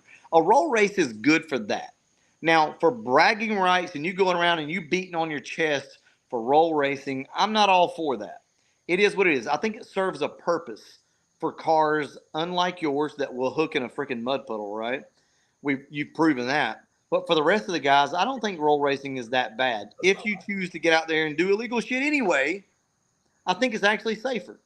Now, that's an argument to be had for a later conversation. But I think when you're out there and you're doing burnouts and, you're putting down, all types of shit, and I believe that you're safer just hitting them from a quick roll, get it done, and going back to the house. Now, they actually have roll racing at SCT, streetcar takeovers. I did that last year. I actually I had a Tesla Plaid that wanted to go. And I thought, my car will trap 158 to 162 commonly out the back. And I was like, I bet the car will go like 170 on a roll race because I'm already doing 40 miles an hour. It turns out like from that 40 mile an hour hit is equivalent to like a 140, 60 foot is about the same. So the car actually goes almost the same mile an hour. If you average like a high 1.3, bottom 1.4, 60 foot, and you roll race somebody from a 40 roll, it's about the same mile an hour out the back. Problem is, the Porsches and the Lambos, they're going to break. They can't make a hit. They can't go from a dig. That's why they want to do that. So it's fun to do it, to try it out, but I'll never do it again because it was completely pointless to me because I don't care how fast. Like, it's fun to go fast out the back, but the 60 foot's what wins the race. Yeah. Well, what it comes down to really is I guess I'm trying to stand for the guys that want to do like whatever it is that you want to do. I'll never laugh about it, right? If you want to run 1/8 mile, quarter mile, half mile roll race, like I'm good with that, right? I never want to throw any shade to anybody that wants to roll race, and that's where it's at. Like you do you, right? But never down anybody because somebody else has the same opinion that you do about what it is that you do.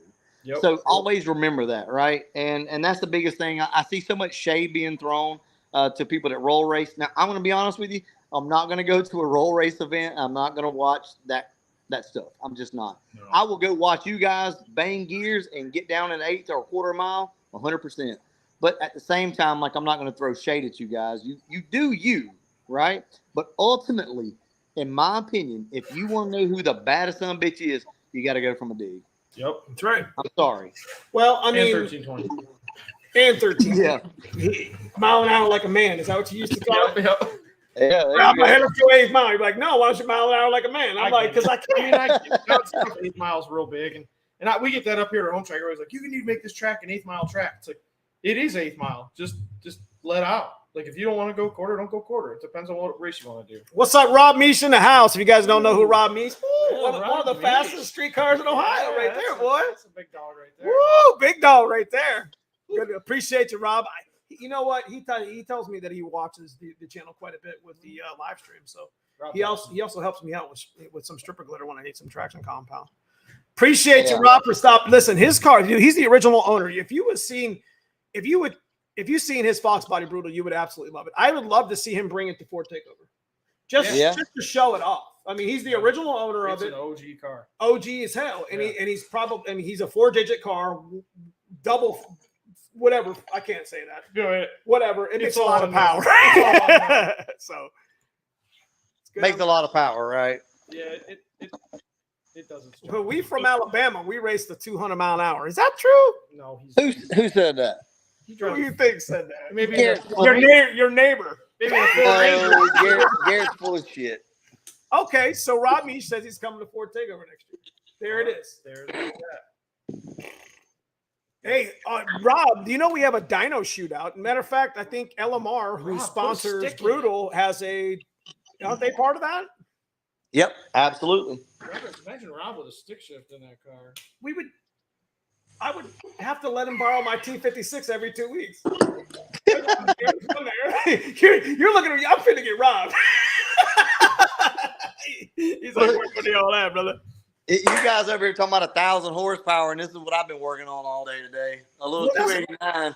I love it. OG Gray Ghost. OG, yeah. So we just put a new distributor in this thing and vacuum secondary or vacuum advance. I'm sorry, vacuum advance distributor in it, and it's running pretty good. So hopefully we'll get this thing on the road here pretty soon. But and ultimately that's I guess that's my angle on all this. Like, guys, enjoy whatever it is that you've got, whether it's something that you put together, out of your garage, you borrow parts, whatever the case may be. Right, enjoy it and get out there and do whatever makes you happy. Whether it's dude, that Poop Coupe is going to be what you're just saying right now. That's got to be a fun build in your mind. You just got all this shit. Look at I can tell by the way you're fucking smiling. I'm like, I'm looking around because I told Andrew today. I mentioned it earlier, but I was like, okay. Somebody mentioned it in the comment section. I was like, look, we got to have the mindset that we're 16 years old. This is our dad's shop, and we've got parts available. Right, you were talking about that. Yeah, so let's look through the parts. Let's see what we can find. Let's take this old engine over here, clean it up, throw it in the car, and we've got a couple people already donating parts and things like that. So let's go ahead and just get this thing running on its own power, and then we'll handle the rest of it as it comes. But it's not going to be fast. I mean, we're talking stock bottom end stuff, maybe I love it. B cam, but carburetor intake, and then what we'll do. The plan is with the Poop Coupe is to get it running. And then we'll progressively get faster with it. We'll see where it goes. Well, that was kind of what you want to go on topic tonight too, is like what to expect is going to break on one of these cars. Yeah, I mean that's kind of where we're at. I mean, that's what we're talking about. I mean, you get one of these cars out of the garage, and you just want to go have fun with it. You're gonna have fun, but next week is Link. It's the next week is Link. It's a chain of events that happens to end in a rabbit hole. Yeah, I feel like a carrot. It's going to be like. Maybe a rear end, then it's control arm. There's a t-shirt, brother. There's a t-shirt, brother, because I know you make really good t-shirts. I'm just bland. I just wear this stuff. Show a rabbit eating some carrots with a pound of money and says, jump in. Pretty much. Pretty much how it goes. Down here. Yeah. They all float down here, getting back to that, though, I agree with you guys. It's like, get whatever you can get going and then upgrade later, right? Because it's a rabbit hole that you can enjoy. But here's the thing. If you think you got to jump straight into that rabbit hole right off the bat and go out there and run with you guys, it's not fun, right? You got to stay in your lane, right? Understand, what it is that you've got and enjoy it. And the biggest thing is find a group of guys that have something similar to what you have and go enjoy it all together. For some of the guys watching right now, it may be car shows, right? You may love to go to car shows. Hey, man, I support that as well. It doesn't matter. It's whatever. I'm starting to enjoy car shows more and more. Yeah, I was just like, let's go to Forte or Fox Fest. I'm like, yeah, I'll hard park. I'm down. I'm hard park. We pushed his car into the trimming booth, and he's just like, "Yep, it runs." It said, I've never been so happy to dry rain off my car over and over because it still wasn't broke. It's just Listen, sitting there. look, this guy, brutal. Listen to this. I'm sitting over in my tent with my junk, and I'm watching him. I'm looking like 2 booths over at the trimming tent, and he's literally. You ever see somebody try to mop an ocean? You ever see that meme? Yeah. That's his dude.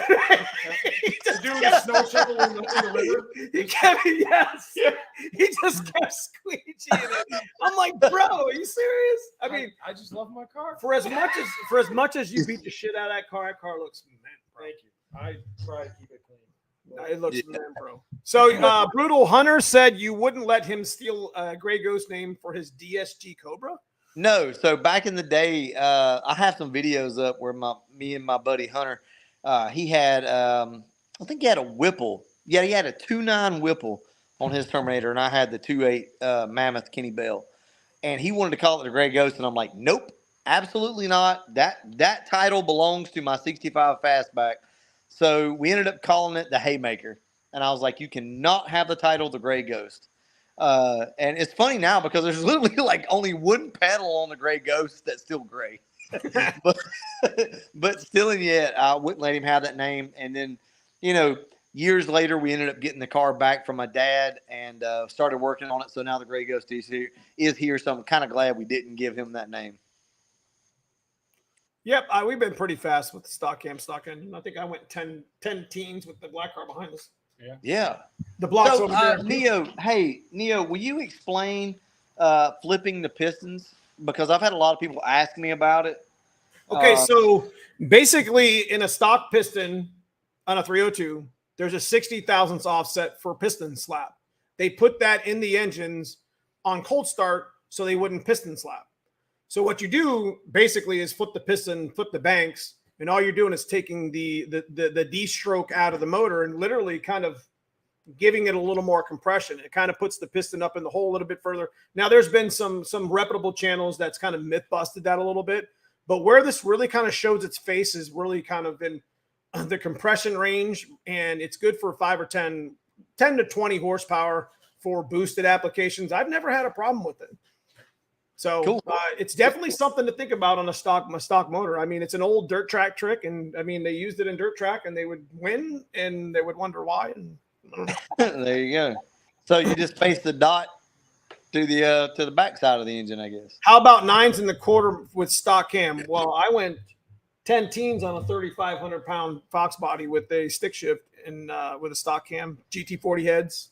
Yeah, we did pretty well with that. So, I think in a boosted application, flip pistons, you're going to see a little bit more out of it, but that's not something that happens in Terminator motors. Terminator motors are all. You get valve release, it won't work that way. Yeah. There's too much going on inside that thing. So what do you got? What was I going to ask you? Me? Yeah. When's the timing chain? So his Cobra's broke right now. Mm-hmm. Oh no, what happened? Well, he had a timing chain. You wouldn't believe it. Since you're a Cobra guy, I snapped an AccuFab secondary timing chain. Are you getting off the highway? I shifted from fifth to fourth, came to a stop sign, and the car just went, and that was it. I thought something happened like in my Holly or something. Like I lost an ignition driver, and got it home and had zero compression on everything. Oh, no shit. Was it like a lash adjuster issue or something? Oh, or? It didn't even normally when a secondary chain breaks, it'll break like the pin. It'll like tear the chain apart. This like both links just separated straight out like a snake. The chain just broke in half. And this is the second big money part that you've broken in the last. Yeah. You've been out of so many events this year. A month ago or a month and a half ago at NMRA, I had a brand new rebuilt Innovators West balancer shear off all 6 bolts from its hub. The balancer body sheared off its own hub. Luckily, the hub was still stayed torqued to the crank, so I didn't lose timing there. But I mean, we were wide out going down the track in the semifinals for the stick shootout at NMRA, and all of a sudden I lost boost, lost steering. I thought I sheared the belts. You still sent it. Yeah, I just stayed in it. I was trying to get down the track. I was like, I lost boost. I'm not trying to lose this race. And the car nosed over. Well, on the slow-mo video, you can actually see the balancer under the car hitting the ground. and bounce up in the engine bay like 3 times, trying to get out from underneath the car, and I couldn't. Oh, So wow. there's no way to say if it is or isn't, but when the balancer came off, I'm sure that created some sort of crazy like shock in the timing system. So maybe that stretched the chain, and then it just a week later, I'm driving it down the road. I put a new balancer in it, and the chain snapped. So Yeah. I ended up missing Ford Takeover because I didn't get that balancer back quick enough. Yeah, I'm with you on that. Absolutely. That had to cause some type of Bro, interruption. I think your car at Ford Takeover, the way that car runs, I'm pretty confident you would have. I think it would be a hit. I might have been handing you money it would be in a fun. Transmission or something. But it would have snapped the timing chain the first hit. Yeah. Because I just drove down the road. I was literally 60 and 6 gear and downshifted off, just driving to work. He said, I street drive the car. I was just driving it to work on my normal wheels and everything, and also just shut off. And I just sat in the car going, "There's what else could have broke?" And I didn't think that would be it. Listen, the nice thing is you're finally getting to the point to where the shit's gonna stop. Yeah. And then Everyone write down, he just said that. and the shit's It's done now. Yeah, you're screwed now. Thanks. but for that. just like Garrett said here, you got to appreciate the struggle he faces, and he still keeps cool, and you got a pretty big following, so you got a lot of friends that are ready to jump into the car and help you, Man. and that's kind of keeps you going too a little bit. I've said this to a lot of people. So doesn't Brutal. I don't know Brutal's got about a big following. Any of the guys watching, but I absolutely love working on my car. Yes. I don't care if I came home every Passion. night and work on it. I don't care. I will work on a car every night. I've fallen asleep underneath that car. I mean, it's What's that face? yeah. Bro, But hey, move to Dothan. Move to what's Dothan. exhausting is when you just financially cannot keep up. If you have There you go, funds B. and you could just click and buy now and keep the parts coming and keep fixing the car, you would never get tired of it. But it's exhausting when you're looking at it going, phone bill, timing. or timing change. Like when because it can get exhausting. I mean, Brutal knows about that exhausting. yeah, I think last time His face. I'm burnt out, guys. I'm burnt out. Like, holy shit. yeah, I remember the days of being, of that car and everything else. But Yeah, like, that was point the now original. we're like, give me a break, man. You got 3 of them now. You're trying to you shuffle between the Calypso, the Carbon Fox, the Retro, your dad's car, Andrew's car, yeah. the Gray Ghost. Really 4 now because the Gray Ghost is at front of the line right now. We said we were going to do it. So I will give you guys a sneak peek if you care to see it. It's nothing. It's nothing crazy, but we did do some. That's the last patch panel in this car right there. How clean that car is for being. What is that? A 65? Yeah, 65. But that's the last patch panel, and we've got everything straightened out. So finally, guys, we're about to get into paint and body on this thing. So about getting rain. yeah, so, Yeah. If you'd have seen that Foxbody in that trailer right now, you'd be like, "What the hell is that thing?" Yep. I can vouch for Watts. I've never seen someone so passionate about working on his car, even after 16 hours of a regular job. yeah. His phone's always ding, ding, ding, ding, ding, ding. Thanks. Miguel's been one of my boys for a long time. That means a lot, man. Yeah. I mean, that's awesome, man. And that's what it takes to do what we do. It's got to be passion. There's times whenever I don't want to work on my car, but I do it, and that's the passion that kind of comes out. But ultimately, you've got to want to do this stuff. You can't do it and not enjoy it. You got to do it. You got to do it, enjoy it, and know that you could possibly not only not be the best car, but not be the fastest car. You got to find your niche in it, in the crowd, or be different. Yeah. And you don't have to, do something exotic or whatever. You just No, you don't. All of this that we do is it's a mental game. Every bit of this, you have to sometimes, in a shitty situation where you blow a head gasket, right, or something like that.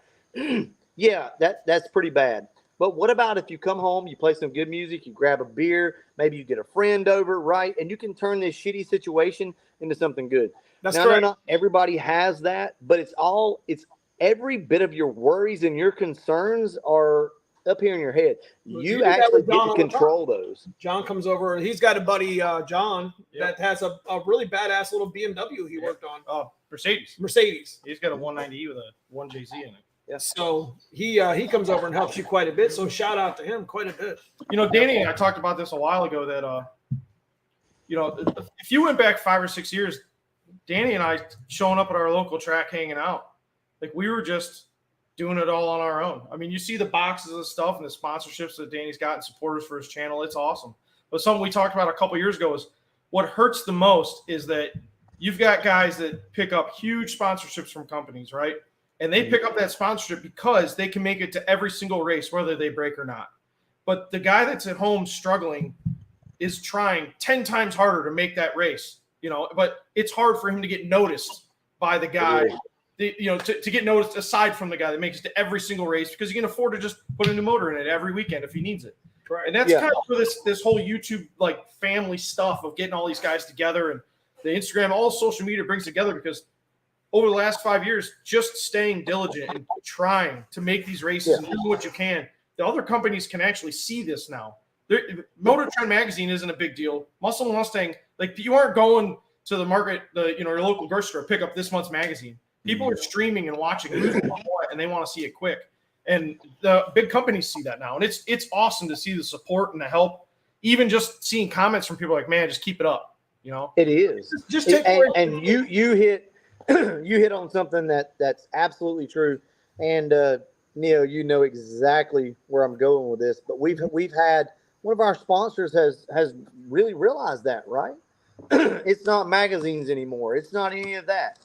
It's the guys that are out there, you know, putting the cars on the track, you know, putting the videos out and talking about stuff. That's where it's all at right now. It's funny how the market has changed, but it has. The whole landscape of everything is completely changed as of late. I'm going to be honest with you. I mean, when's the last time, you know, you see dragsters?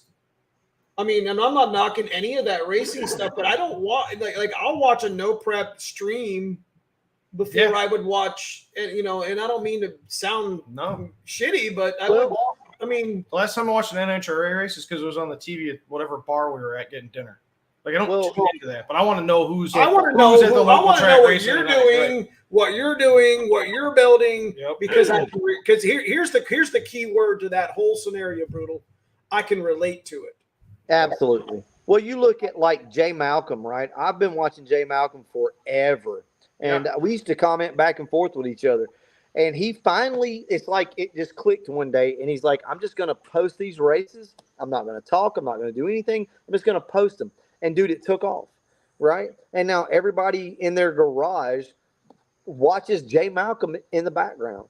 Now, it's so crazy where we are right now. And I think it's a good thing because, I mean, you have to get hip to what's going on, right? It's all about social media. YouTube, Facebook, Instagram, Twitter, whatever the case may be. You have a huge. I think a lot of the sponsors are aware of that. Well, you do something for a sponsor, and it's on YouTube, it's on Instagram, and you got your settings set to forever with Instagram. I think there's a same thing with Facebook. There's an expiration, but I don't never set that. But regardless of what you do, like what I did with Hanlon in the TKX, which is still in the black car, and it'll stay in the black car. I've talked about this before, is we made a playlist where I actually tried to physically break the damn thing. Yeah. And I'm just like, it was so new that nobody would believe it. Right. Yeah. And years later, I think people are trying, I mean, they have their points where they can break. But, you know, it's just what I've done for Tremec and what I've done for Hanlon is I've set a stage and a standard that they could actually look at that and say, okay, listen, if you there's a bridge, T5, used to be TKO, but now it's the TKX up to about 700 wheel, which is a majority of your people, 98% of your people. Instead of having to jump into a T56, literally this transmission will bolt in place of your TKO. So what that does for the brand is it's there forever. Yep. I guess that's what I'm trying to get to. So when we do stuff like, you do a lot of great things with LMR, and like the door handle thing, the video you did with the door handle, that's going to be up forever. You know what I'm saying? And that's just one of many. And talking about like the TKX and T5 stuff, it's so funny because the internet is a bad place. It can be sometimes. People take everybody else's word for things, and we hear stock blocks 500 horsepower, they're going to split. T5s are junk. It really you have to understand that there's a different scenario and a different mixture, a different recipe for everything, and it could work completely different for you. Look at the stock block world record. That blows people's minds, right? Look at a T5. A T5, if you don't over clutch it and you know how to operate a T5, can last you a lot longer than what you might think. The TKX is rated for X amount. Yeah, sure. But can it be pushed past that? Yeah, if you know what you're doing, right? It goes back to learning what your vehicle needs from you, your car needs from you, and learning how to operate it. Dumping the clutch on something, it's just so funny because I go back years ago. Everybody always thought, 456 gears, nitrous car, dump the clutch as hard as you could, and that was going to be the fastest you can go. Well, yeah, maybe one or two passes, and then you start busting stuff. So people started dialing it back a little bit, and it's funny because a lot of these cars are leaving, at near red line, but it's all in the clutch you put in the car, how you leave out, and how you drive this thing. That T5 can last a lot longer than people, ever thought that they could. They are not a superior transmission. I'm not trying to say that they are, but it's funny though that the times that people have ran with stock T5s, it's crazy. And stock block stuff now, it just keeps progressively getting worse. You just can't go out there and throw caution to the wind and just think you can give this thing everything it's got. You got to be smart about it. On the higher end of that, you're still stock configuration. You're still a synchronized T56. Yep. You're still there you go. Block. Yep. You're still a stock IRS with the extra axles. Yeah. So you ran So give us some tips and pointers to making that last. Like, what have you learned through the years? Oh, here we go. Hold on a minute. Let me shift my stance. We didn't say make it fast. We just said I got it. That's exactly what we're talking about tonight. Is just like mid-season. What if you just backtrack a little bit and tell these people that struggle that you should have had on YouTube years ago? Yeah, I've been through. I think I went through 5 sets of stock axles before I finally stepped up and put the G-force axle. You got proprietary ones. Yeah, I've got. I don't know. I've got another set to put in the car, but we don't. We're not talking about. So, well, man, it's been through everything. I've been through the stock T56 stuff. I would break them. I always shatter first, second gear. At one point, I think I had an axle brake. No, I had a trans brake. The trans locked up. When it locked up, the rear tires locked up, and it snapped both axles all in rolling momentum. I mean, it really grenaded everything. I've had a drive shaft shoot have the C-clip come out on a brand new drive shaft and shoot the cap of the U-joint through the floor of the car like a shotgun shell. Wait, that's not funny. The drive shaft came out of the yoke and shook. Like, instead of spinning centered, it was shaking around, and it vibrated the car so bad that the airbags blew out my face about the 8th mile. And that, if you can think of a struggle of something that could break, I've been through it. With this car. It's ridiculous amount of stuff that breaks. But over time, I found out you do get what you pay for. The axles, huge difference. Get rid of a radial tire on an IRS and a stick car, putting a bias. I run a stiff wall Mickey on the back. I'm still on a 2610 tire on the car. Yeah. And he parties. Yeah. I've tried running 28s, but the IRS squats so hard that the tires actually touch the top of the wheel well. You just can't. There's no separation in an IRS. It won't work. It was so funny. Years ago, we put a set of slicks on Hunter's car, actually, on his Terminator, and we went down to Holt, which is where 50 Tussin races down there. So we went down there with his car, and the car was lowered. By the time we got back, we had cords showing on the inside. Yeah. On the inside, because there was literally no tire to hold that thing straight. Like, it was just eating up a brand new set of slicks. I think it's what it was, or ET Streets. Anyway, a set of bias plies, and it ate the inside of those tires up. But those IRSs really do like, a bias ply for sure. They do. They do. That's where it's safe on anything. If we talk about it, it's really safe on your drivetrain. And I think that's something that not a lot of people understand. When they hear slick, they think, oh, I'm going to break something. No, your you're probably going to break something on a radial, not a slick. Okay, so let me jump in here real quick. So, real quick, some of the things that aren't talked about with the consumers communicating problems with manufacturers to correct future issue, but instead people are quick to slander and hurt the community. I agree with that. I wouldn't say that. So, going to your slick and radial conversation, 9 times out of 10, you will break a car on a radial before you break on it. Slicks absorb. You guys have to understand. There's a reason why a radial will go as much as 3/10 faster on ET. Absolutely. But it's hard. It's very Something's hard. got to absorb that shake shock. that tire, bing, something's gonna go ting. Yeah. And it's the same thing with a clutch. You know, people over clutch these little T5s. That's where I was going earlier with this conversation, which is kind of similar. You know, you can put a slick on a T5 car with a fairly soft clutch. Okay, go back to like Rodney. So 5.0 Tussin, he has proven this shit. If you guys have not seen this. Over and over again. If you guys don't know what that is, go check his channel out. 5.0 Tussin. 5.0 Tussin, man, he's proven it, right? Don't overclutch your car. You don't need that. You know, I mean, this guy's awesome, right? He's actually probably the guy that got me to start my YouTube channel. I watched what he was doing. I loved it. And he's such a humble guy when it comes down to all this stuff. But, you know, guys, you've got to pay attention to what's going on around you. Pay attention. Don't listen to these people telling you a slick is going to break this or break that. You're going to break something on a radial. The best thing you could do is drive your radial on the street. Yep. Enjoy your car, drive it around town. Have an extra spare set of wheels with slicks. Like so what I do, I got radials and slicks for both cars, all cars, whatever. And then when you go to the track, you'll have a way better time. You're going to go faster. Your car's going to hit. I mean, I get it. Slicks move a little bit, but they absorb the energy from all the power that you make, whether it's 300 or 3,000. Yep.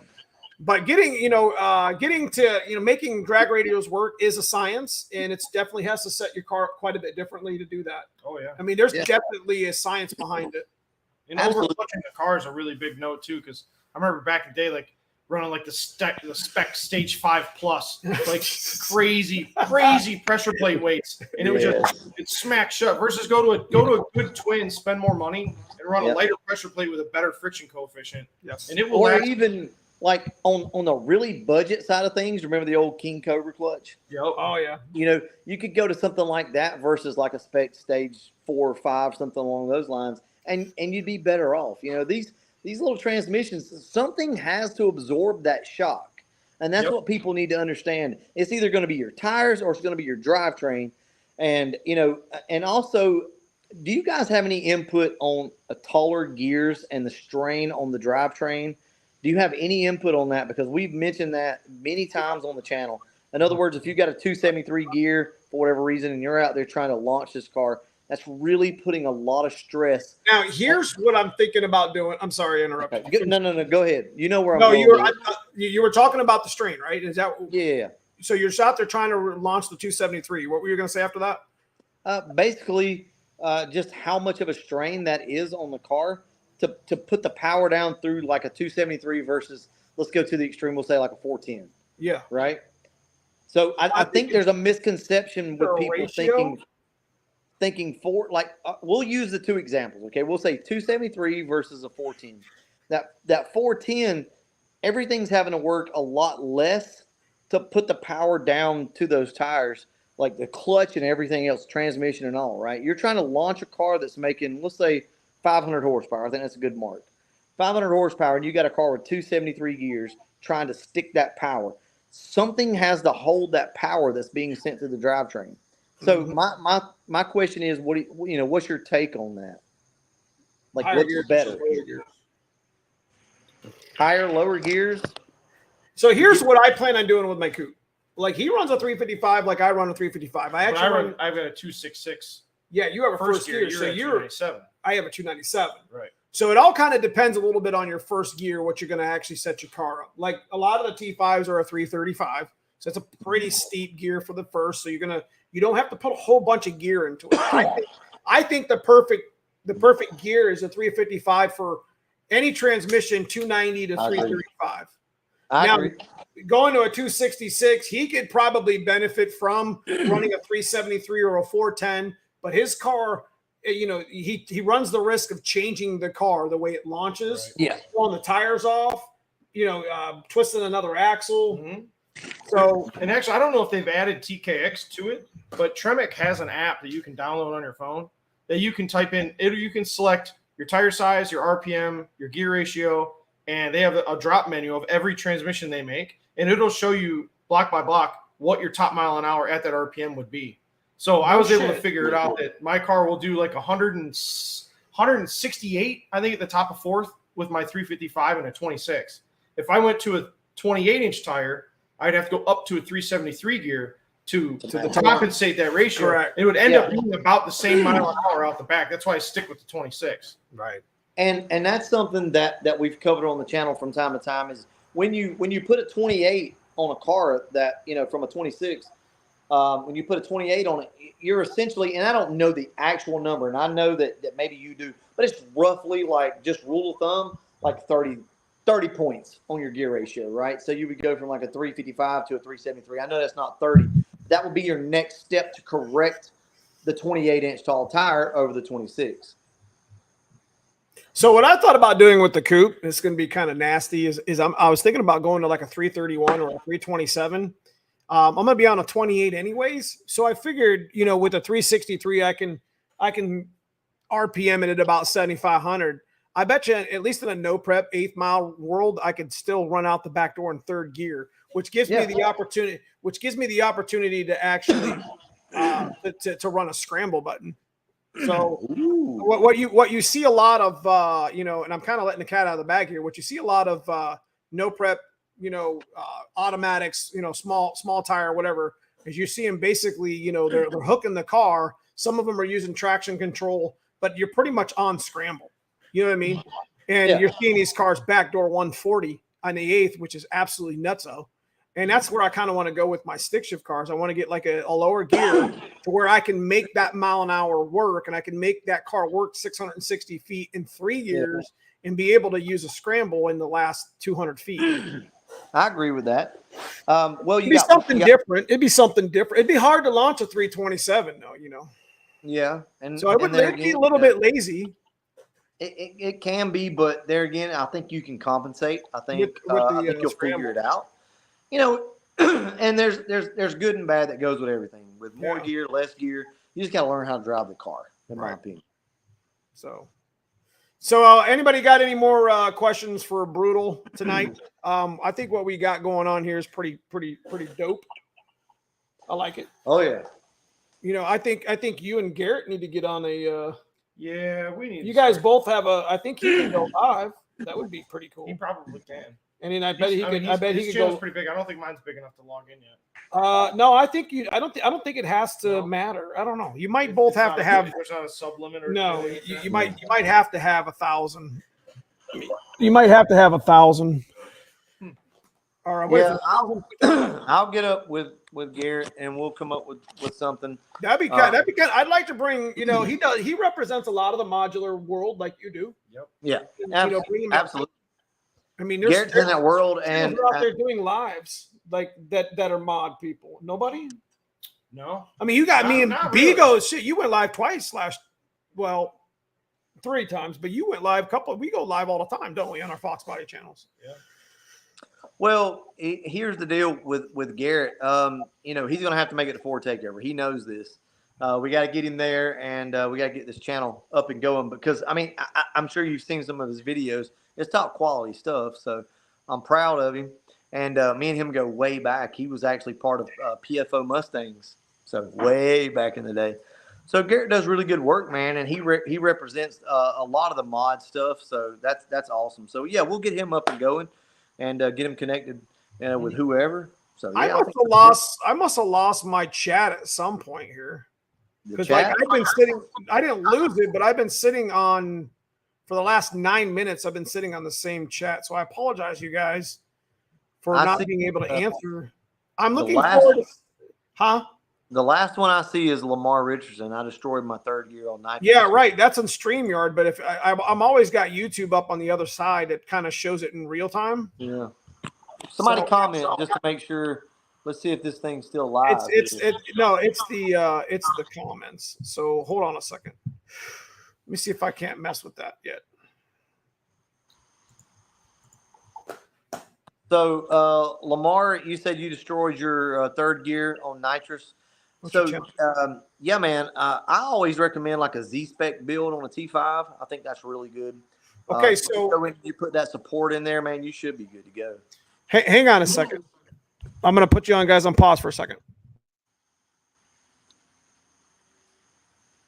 Hello?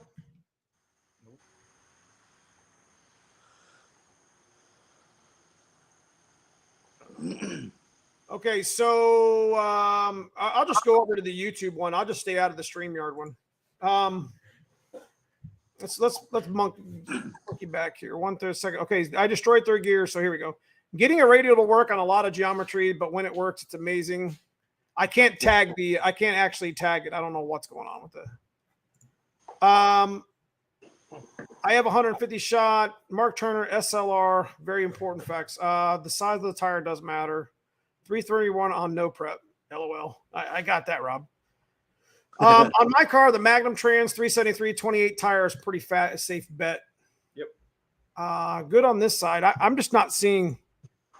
Can you hear me? I can hear you. Yeah. Let me hold on a second. Let me. I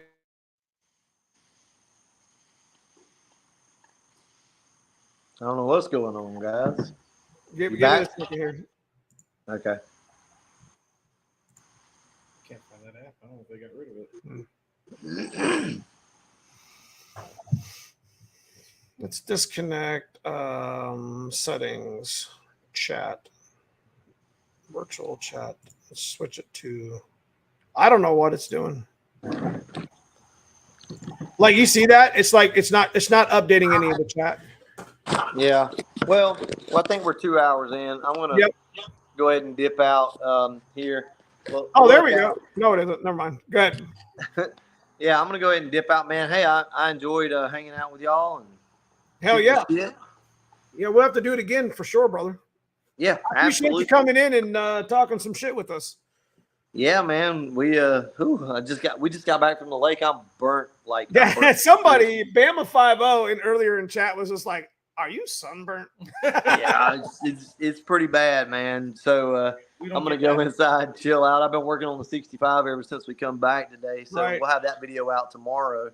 But we'll have to do some more live streams together. Yeah, for sure. I always enjoy. I mean, you get, I would definitely like to see you and Garrett put something together. Yeah, because I would definitely tune in on the the mod. Like I said, I don't think anybody's doing anything in the Cobra world with live chat. Really, I mean, per Claire Stewart, we're considered a Foxbody, so for sure. Yeah, absolutely. Hey, it's funny. I got it. So I got a funny story for you. So I built a speaker box that was custom, like fiberglassed into my Terminator. Right. The whole point was to build it for my Terminator. So I built it for that car, and I ended up which was a convertible. Not that it matters, but for a convertible Terminator. So I ended up pulling that thing out, right? And I sold the car, and I'm like, man, what am I gonna do with this damn box? That bitch fit right in the back of my hatchback, my GT. Any Foxbody. It's the exact same spare tire well, everything. It dropped in there perfectly. As a matter of fact, a buddy of mine's got it in his coupe right now. So there you go. Yeah, it's still a Foxbody, guys. It's just got different body work on it. Yep.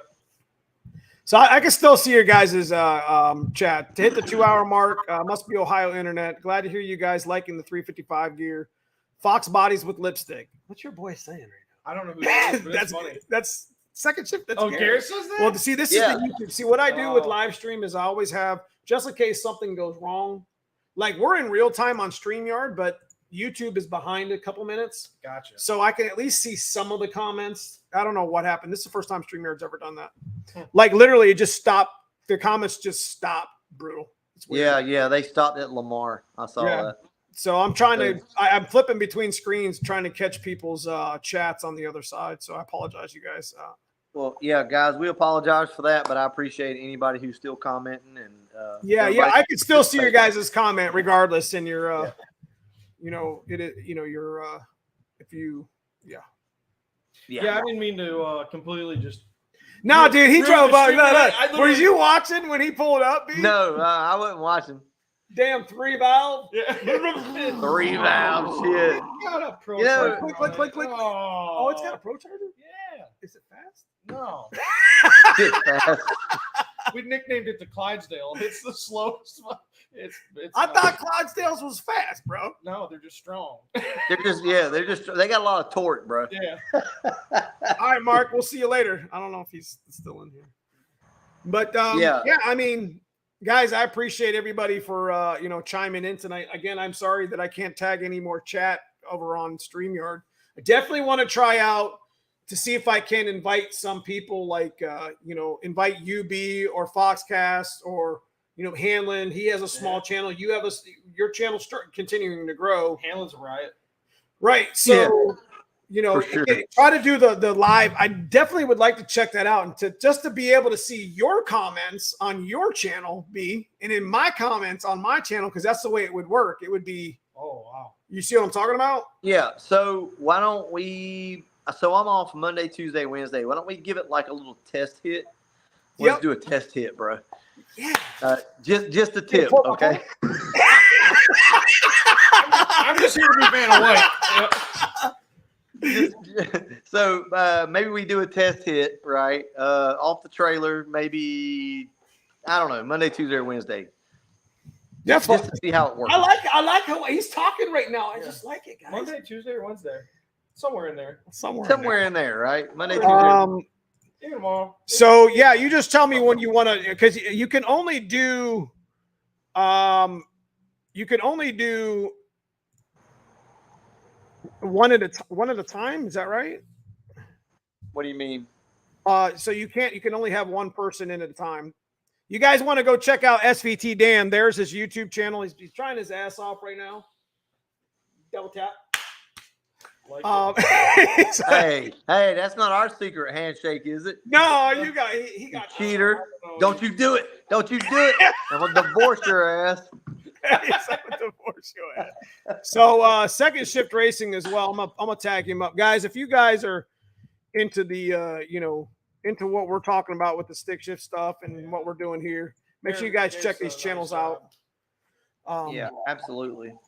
We'll get out a test hit this week, and then I'm going to set it up just like this and see how it works. I think what we could do is just mess with our laptop and then have it on our phone. Yeah, I can do it. You got a tablet, right?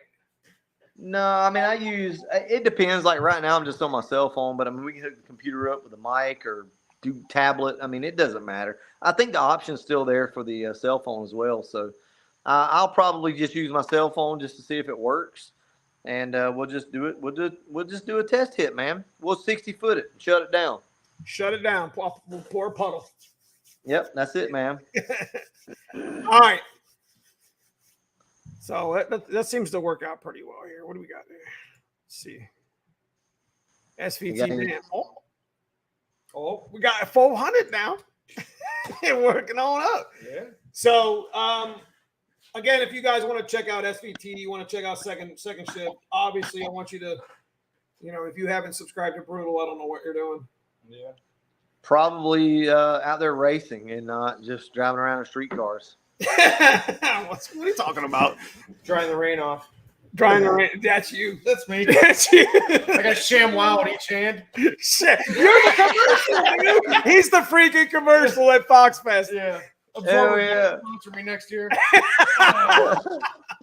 I do listen. Okay, I do promise you guys that eventually we'll get some shit to the track. But look, man, we're gonna do the track thing, and then I'm gonna bring my ass back home. I'm not living that life anymore.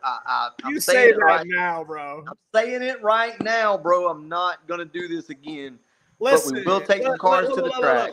The Poop Coupe has to listen. The whole point behind that coupe is what?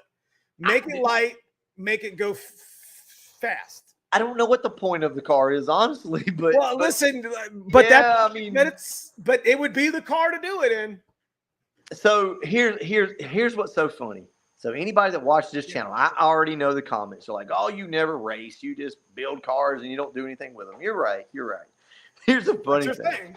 The track is literally like I can hear them at night once it starts to cool off a little bit and they're still kind of running.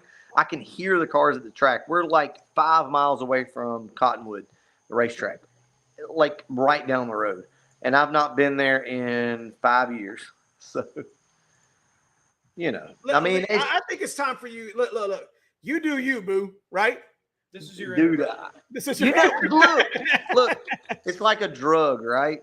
I've been to my AA meetings, man. Like I'm good, and I just hate to take that first sip again. Well, I'm your dealer, so yeah. Everybody, you, Garrett, everybody else is. Yeah, I'm in your sons here. I'm like, here, put weights on your axles, and you'll never lose again. just a little key bump won't hurt you. A little key bump. I'm gonna go. Look, we're gonna go 60 to car and then trailer that motherfucker right back. just shut it down like a 60 hit, and we're just gonna bring it right back. It's like, what the hell? That's hilarious, dude. Oh. That would be epic. No, we do plan on getting that car to the track at some point, but or any of them. I really need to get the Calypso, but Neo won't hook me up with that turbo that he said he had. So, oh, look what I did. all right. Nah, Biggest we'll shit get race. there. Brutal used to race. He also used to be cool. Who said that shit? Who said that shit? Can you see my comment? Because I could copy and paste their comment. Look. I can't. Who said that shit? Oh, you said that shit. Oh, you said You suck. Yeah, I did. I used to race a lot, actually. Nothing to the level what you guys have. I'm not going to sit here and say that, but we used to be at the track all the time. Now, I did race bikes a lot, and I had a very quick bike, and I could stand my ground there. But, it's not to get off onto a whole other subject, but it's a matter of like, if I go, I'm really scared that I'm going to get so involved in it that I lose sight of all the other projects. You guys know what I'm talking about. You two sitting right there right now know what I'm talking about. We can't go 10. Never going to financially recover from this. Hard, man. Like, when you get that bug and it's there, right? I've just been putting it on the back burner. I'm so scared. But you don't need that look. But the way I look at it and the way he's had this Cobra for a long time, and it's about loving what you do in the car genre. And I've had my black car, I've had my white car. We're building a coupe, and we're building, all this stuff is purposely built. Street car, half street car, whatever. But like, I honestly think that if you was to take the Poop Coupe and purposely build it like you're about to do, yeah, and you was to go out there with absolutely no expectations on that shit, yes, I think that's where you would probably have the most fun. Yeah, I agree, and I think you hit something. F the paint. You know what I mean? Yep. No interior, Kirky seat, old school 5.0 Tussin. Send it. Yes, absolutely. And just rip through the gears and let's see what we can get out of it. One thing about me that I don't think a lot of people know is I try to milk whatever it is that I drive to the utmost. I want everything that car or that vehicle or whatever I'm riding has to offer me, and I will figure a way out to find it. But there comes a point like with a slower vehicle, right, where you can just say slap a set of slicks on the car. It comes down to how well you can drive the car, how well you can launch it, shift it, at what RPM, everything else, right? And you start to milk it. That's really where I shine. And I do my thing. Much past that, where you guys are at, I've never really experienced that, to be honest with you, but I will milk something fairly stock for every damn thing it's got. And I'm gonna be honest with you, man. That's where my channel that's where it all started at. I guarantee you, I go back to some junkyard stock bottom end shit and try to beat the crap out of it. Yeah, it's fun. I would get like 5,000, 10,000 views. And right now, I'm trying to race no prep with a 300 horsepower car. People are like, nobody gives a fuck. What do they do? Yeah, I'm like, all right, cool, whatever. Have you tried getting Poop Coupe on a license plate yet? No, but I can actually look that. That's a good idea. Actually, I think I'll do that tonight to see if we can get it. I bet we can. Shit, that's already kind of been used, is it? But yeah. So there's another channel that's using that. Yeah. So we have somebody that's already kind of coined the shitbox deal, and did a really nice job with it.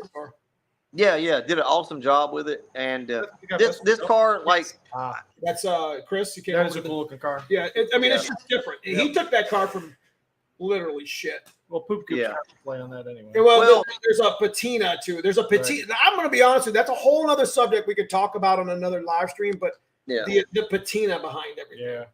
yeah. So this car is going to be my version of. Well, first off, like this, it's important that everybody understands. I'm not trying to copy anybody. I don't do that. I'm not down for that. This car came into my life recently while we were camping last weekend. My wife's like, "Hey, there's this guy that's trying to sell this car." Yeah, so I'm like, sure, hell yeah, we'll get it. And it's so rough that I just don't want to try to fix it. So the option is we're going to do something a little different with the paint on this thing. So it's going to look crazy.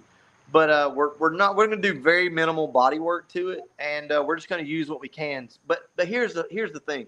Like, I don't want anybody to misunderstand. This channel was founded and started on stuff like that. This Calypso, I think everybody has lost sight, was one of the worst cars that I've ever had. It was an absolute shit box. It had nothing in it. We stripped this car down, and I just chose You needed a whole donor. You needed a whole donor to yeah. It was destroyed. It should have been really crushed, to be honest with you. But instead of leaving it patina, we decided to paint, because I do paint and body work. So we decided to do the paint and body work to this car. But I think it's been so long now that people have lost sight of that. But yeah, that's actually what this channel was founded on. We actually had originally we had an LX car that was a little beyond my scope at the time of knowledge, and I didn't feel comfortable trying to pull that one off, so we ended up selling that car off, and then we got this one, which, hell, to be honest with you, was as worse as that car was. We just didn't know it at the time. But, you push yourself on builds like that, and you say, okay, well, I've got to perform, right? And that's what we did. So we pulled I'm looking up here at it right now, we pulled the Calypso out of our ass and made something happen.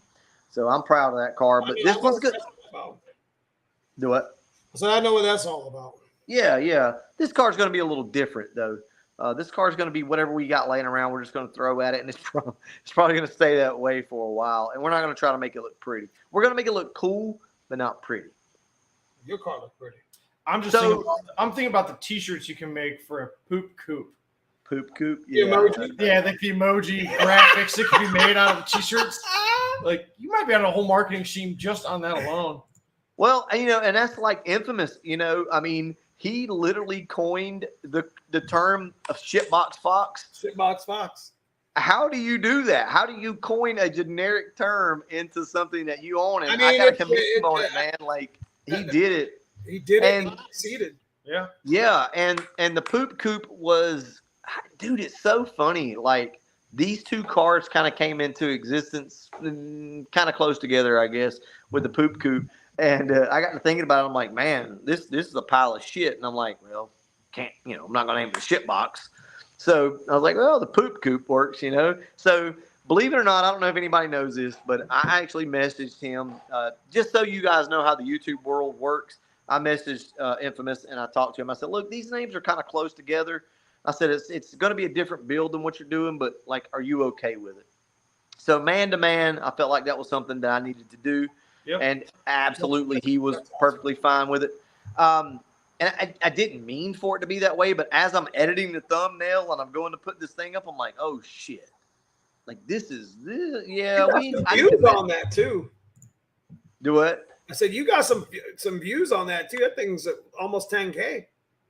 Yeah, I hadn't looked at it lately. Like I said, we've been at the lake all weekend. But, yeah, it's something that people can relate to. And I think that's what's important. He's done a very good job with what he's done with his car.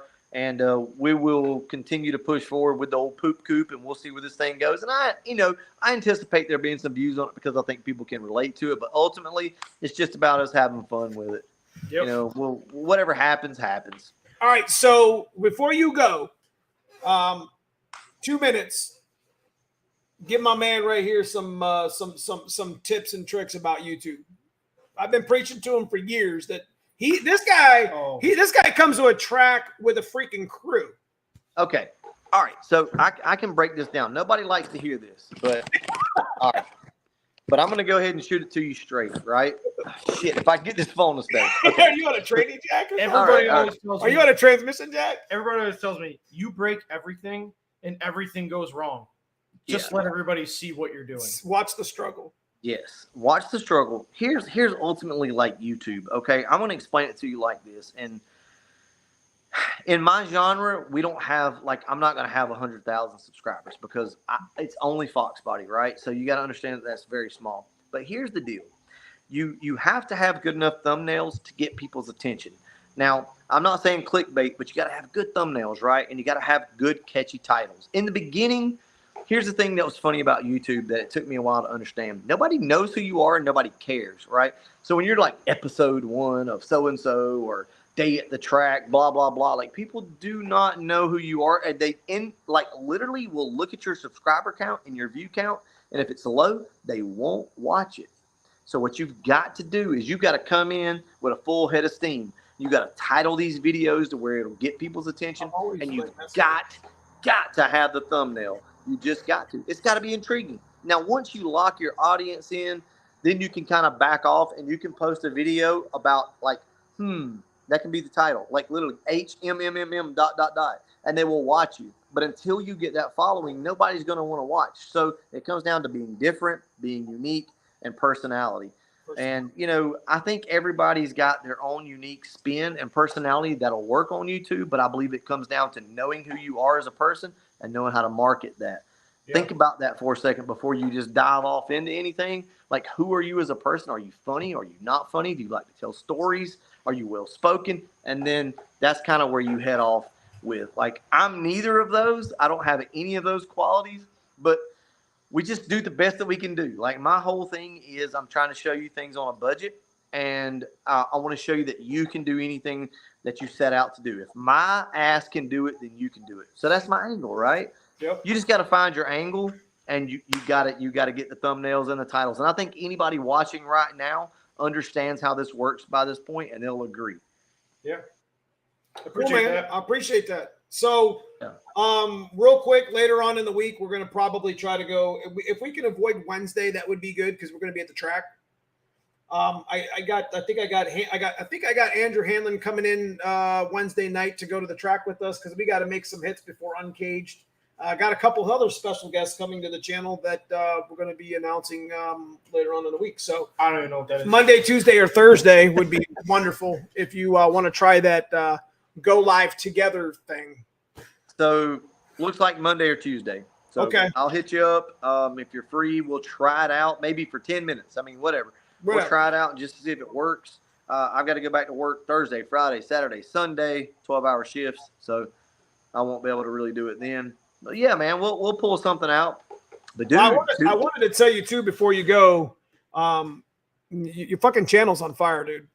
You're doing really well. I appreciate it, man. As another YouTuber watching the counts, watching the thumbnails, it's just like your channel has turned the last couple months, especially I think since you kind of backed off a little bit and went to the 2 videos and live streams. I think that's just like it just completely changed the complexion, like as far as just how well engaged it is now. Not that it wasn't before, but I'm just trying to tell you that you're doing really good, and and it's noticed.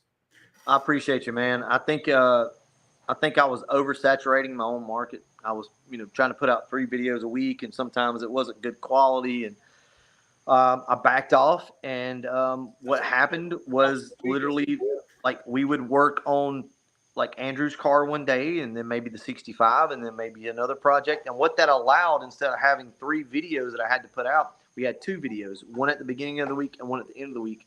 So within this time frame, I could use all of that footage up until it got to this point. And I don't know. I just felt like it was a little more engaging. Also, man, I've been using a few other little tools here and there on the thumbnails. I try not to be clickbaity on it. But, yeah, man, we've really been trying over here. It's not clickbait. If it's relevant, it's not clickbait. I don't care what anybody says. And the same thing with you, man. I've noticed, your thumbnails are just off the chain. So I've noticed, everybody's stepping their game up, man. And it looks It looks just really something good. you kind of go through, right? It's like a rite of passage. You know what I mean? You got to. You know, your analytics go up, they go down, they go up, they go down. It might not have anything to do with you. You know, Yeah, at one point I had 1,500 people subscribing a month, and then the next month it was 400, 500. Yeah, like, you know, I'm down, like, on average, man, I'm like in the 500s a month is what I Right. have. That's where I'm at now. And it is what it is. You know, there's only so many new people coming into the Foxbody genre and that want to consume the content. So, you know, I understand where we are and where we stand, and I'm good with that. I just want to continue. I don't ever want to lose sight of what we set out to do from the start, which was help people, entertain people, and that's that, right? If I can give you any tips and tricks, I will. But, Neil, I'm going to be honest with you, man, just like you, I pretty much shot that wad like years ago. I mean, I don't really have any more tips and tricks that I can find. I'm just trying to do a little bit of racing and, you know, get a couple thousand views. Yeah. I'm good. Yeah, I mean, it is what it is, man. You know, you got to, and another thing for the channel is you got to just enjoy what it is that you do. You know, you got to want to. I'm a firm believer in you got to have a message that you want to share with people. It just can't be about money. It can't be about views. It's got to be like, what is it that you're trying to get through to people? And if there's something internally that you want to share with people, it will come out in the videos. And for me, it's, you know, like stay clear of the elitist, right? I don't like, that's my thing, right? It's okay to be different. It's okay to not have money. It's okay to not have the nice parts and the nice cars or a fast car. And that's like my whole thing. And I'm super passionate about that. So whatever it is that you're passionate about, it'll come out. Obviously you enjoy working on your car probably more, probably more than all of us. So I think that's going to work out good for you. Yeah, for sure. I think you got dude. The content that you had at the NMRA when you went 6, you know, when you raced 8 days in a row, you didn't even know what day it was. I had no idea what that was. Like, it's a shame they didn't have live YouTube for your channel yet, because you could have went live and just been like, guys, I don't even know what time it is. It was really bad. He raced 8 days straight throughout the United States. I think I raced in 5 states in 5 days almost. It was nuts. So He was part of that 6 summer. 6 summer. And then he went to NMRA because my kid said, if you get here with your broken ass transmission, we'll sponsor you. He's just like, I'll push the car there if I have to. We did 5 days of 6 summer. I broke second gear on day 4. We raced day 5, shifting first to third. Ran a 958. Yeah, 958, shifting first to third, and then finished out day 5. Drove from Illinois all the way back to the other side of Ohio. Such good content. And left it 5 hours later, where we were headed 2 hours back west to Norwalk to put a new trans in at the track and finish it. dude. And then the battery broke off. It's, you know, even with all of that, right, it's still so hard to sell. And that's something that I want to leave you with. And anybody listening that's got a channel and you're struggling, like, you may have the content, but it's how the hell do you even sell it, right? Yep. Like, you got to be able to video that stuff. Even though it's great content, it's going to come down to how do you market it, right? Like, obviously, what you just did would have been awesome. People would have watched it. It's just like, but how the hell do you get it out there? It's so there. hard, It's there. They just got to click over there and go watch it for me. So, you know, I told him, I said, that's the type of shit that you've been doing for years. And I've been telling him for years, it's like, just pick your phone up and just put it up. I don't know. That'll start the momentum. Yeah, and I, you know, I use my cell phone probably 90% of the time now is all I use. But you also, and I told him, as like, you go to a laptop, you were telling me Apple. Yeah, well, I use an iPhone with a MacBook so I can AirDrop. So if I go take 20 minutes of video with my cell phone, I can just AirDrop it to my computer wirelessly, and then I can start editing. So that's why you use your. I didn't mean to interrupt you, but that's why you use your phone most of the time now. Yeah. So to start with, I bought a MacBook, and I had an Android phone, and you had to hook it up, and I didn't know what the hell video it was that I just recorded. I couldn't make heads or tails of it to download it. So I was like, screw it, I'm going to go to an iPhone.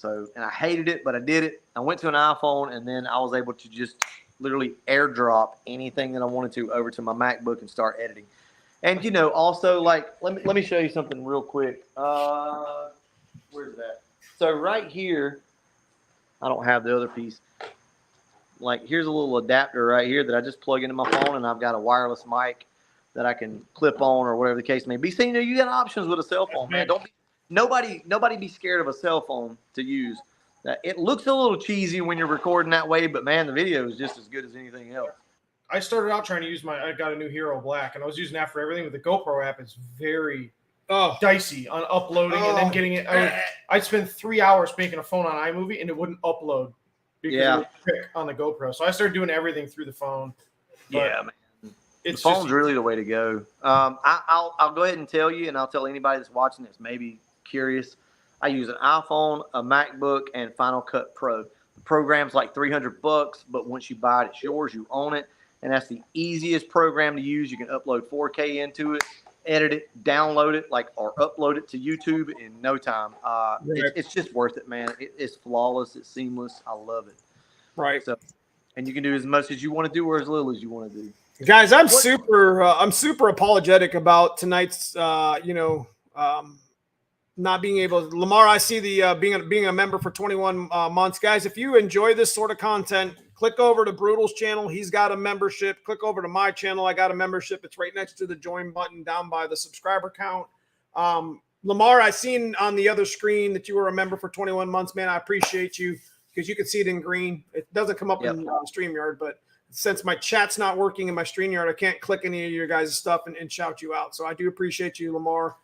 And I appreciate all the members from your channel and my channel that both are subscribed to both and pay us, every month to help support the channel and everything we do here. Yeah, thank you. I think Lamar is also a member on my channel as well. This ended up turning into more like a podcast, I guess. Yeah, I mean, we could take that. I mean, legitimately, I think if the go live together is going to work out pretty fire, that's something that we could both kind of travel down that avenue and just go ahead and I'm pretty sure that's how it works. Did you read up on it? The new podcast thing? I'm not looked at it a lot. You take your live streams and turn them into podcasts in another category. Did you know that? I didn't know that. No. So that's within the app itself? That's within YouTube itself. YouTube will convert your live streams to a podcast. It's awesome. Well, and it acts as a different video and it hits a different algorithm. Like the short. Then, I guess we need to work on that, right? I don't know. We'll mess with it. But yeah, I do appreciate it. If you guys haven't subscribed to Brutal, I don't know what you're doing. Again, I'm going to go ahead and help this. I want you guys to go over and subscribe to SVT Dan and follow him. He does and Garrett as well. I'm going to go ahead and link him again because I think I can do that without messing anything up here. It's going to come up in the comments. You guys will see it, but I won't see your replies to it. So if you guys enjoy the struggle, man, you know what I'm saying? Yeah, there's plenty of it. Hey, Timmy 2 Wires, I appreciate the $5 super chat. Murphy's Law, appreciate the $5 super chat as well. Dude, 2.5 hours in, you got 75 people watching still. No, it was 100. There's 100. Really? That's awesome. You're usually around 94. That's amazing. You're usually over 150, 200-ish. No, it really depends, man. We're anywhere from 70 to about 130, honestly. That's about it. But all my stuff's just spontaneous. We just do live streams when we do them. But your live streams are like, I got this idea. I don't even know what the hell I'm going to talk about when I go live. I just go live and we shoot from the hip. I love it. It's a great pitch. Yep. Well, it's different because you're very structured, and I respect that. I am not structured. So I think dude. Look, before you go, look. I don't ever get visitors. I hear this. I knew it was a Mustang that drove up because I could hear the cheesy ass Flowmasters. What?